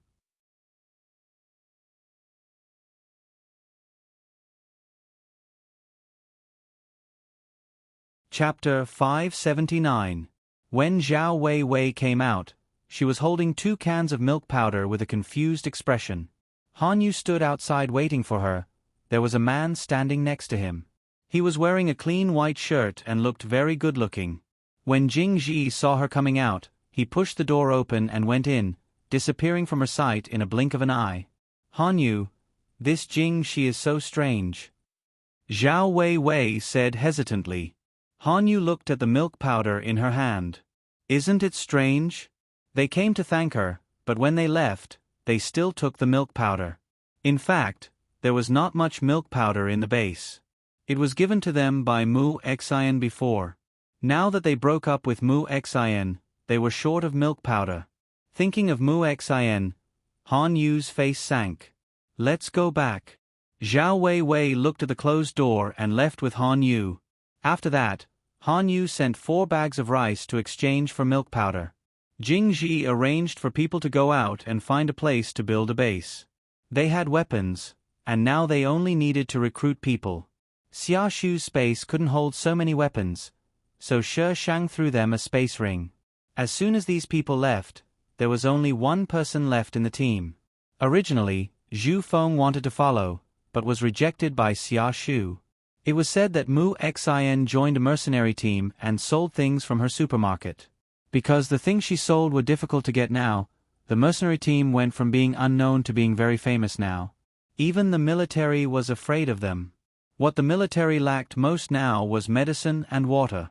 The weather was hot, and the water ability users in the base were almost drained every day. Even if there was an endless supply of crystal nuclei for them to recover, water was not enough. Although Mu Xian didn't sell water, she had fruits with plenty of water. Since they could fill the stomach and quench thirst, and the price was not expensive, there were naturally people who would buy them. The medicine Mu Xian sold was relatively common, and the price was a bit expensive, but compared to going to dangerous places to get medicine, it was definitely much more cost-effective to buy it from her. But there was also a drawback, that was, some people coveted it, even the mercenary team. Mu Xin was still betrayed. This time, the original owner didn't take the blame for the female lead, but a girl from the mercenary team took the blame. After this incident, the female lead didn't dare to sell things casually, and was quiet for a while. The capital base sent a helicopter to pick up Jing Ji and Jing Shi 2 months later. The person who came was Old Master Jing's most trusted person. The original owner had seen him before and they all called him Uncle Wu. Rumor had it that he was a special forces soldier. Later on, he was injured and retired. Since then, he had been following Old Master Jing. Not only was Uncle Wu there to pick them up, but he was also there to deliver important information and meet the researchers. That was why Uncle Wu met them after the handover with the military. Uncle Wu. Jing Ji greeted him respectfully. Good lad, you've protected your sister so well. Not bad. Uncle Wu punched Jing Ji in the chest and rubbed Shishang's head. Little girl, you don't even call me uncle when you see me. With his messy hair, Shishang called out gloomily, Uncle Wu. Jing Ji tidied her up and got up to pour tea for Uncle Wu. Uncle Wu looked at Shishang strangely. Before he could think about it, he heard Jing Ji ask, Is Grandpa okay? The old man's health has always been poor. Uncle Wu shook off the strange thought just now, and his face became solemn. Now all the heavy burden is on the old man. He was relieved when he heard the news that you were all safe, but it took him so long to arrange for me to pick you up. Uncle Wu took a sip of tea. We have to leave tomorrow. Pack up everything tonight and leave early in the morning. So soon? Uncle Wu smiled bitterly. You should know that there are zombie animals outside now. We didn't find any zombie animals in the air before, but a few days ago, a helicopter was attacked by zombie birds during a mission. The helicopter was useless when zombie birds appeared in the air. If it weren't for this discovery, I might have to postpone picking you up for a while. There were still major discoveries in the capital base. This time, he came to pick them up, and also to ask for virus and genetic researchers for the Yao Guang base. Uncle Wu left after a while. He still had things to do. He told them to gather at the base's airport early in the morning. They didn't have many things to pack, only Yi Ran's things were more. Sister, where are we going? Yian asked Shishang while stuffing clothes into his backpack. The capital base. Oh. Yian zipped up his backpack. Sister, will the world return to its original state? So what if it returns? Shishang's mouth had a trace of coldness. A large number of human beings died, and civilization was destroyed. If you want to return to the world you imagined, you'll have to live in this lifetime. Yian. Sister, is it difficult for you to comfort me? I won't lie to you with pleasant words. I'm too lazy to make one up. Shishang seemed to know what Yian was thinking and said faintly, Too lazy to make one up. I'm speechless with this reason. Just when the two of them were staring at each other, an alarm suddenly sounded outside. It was a level 1 alarm. Sister, a lot of zombies are rushing towards the base. Yian subconsciously used his superpower. Zombies attacking the base? Yao Guang base only had one zombie attack, and that was the time when Jing Ji attracted the zombies. So, this plot still happened. Cici. Jing Ji directly opened the door. Yian repeated what he just said to Jing Ji. Xia Shu and Zhu Feng also came in at this time. When they heard Yian's words, they were stunned. Zombies attacking the base? Yao Guang base's defense is good. There should be no problem, right? Zhu Feng said. There were so many people in Yao Guang base, and they were building and reinforcing the city walls every day. Xia Shu looked at Yian. Can you see how many zombies there are? Yian tried hard to look into the distance. The night quickly receded in his eyes, like a lens, magnifying the scene in the distance. Many. I can't see the end. Yian's expression suddenly changed. Ah! He screamed, covered his head, and knelt on the ground. It hurts. Little Yi. Zhu Feng helped Yan up. What's wrong? You overused your superpower? It hurts. Yan pulled his hair for a while, and then hit his head hard. Shi Shang went up and knocked Yan out with a karate chop. Zhu Feng. How can you treat a child like this? It's a spiritual type zombie.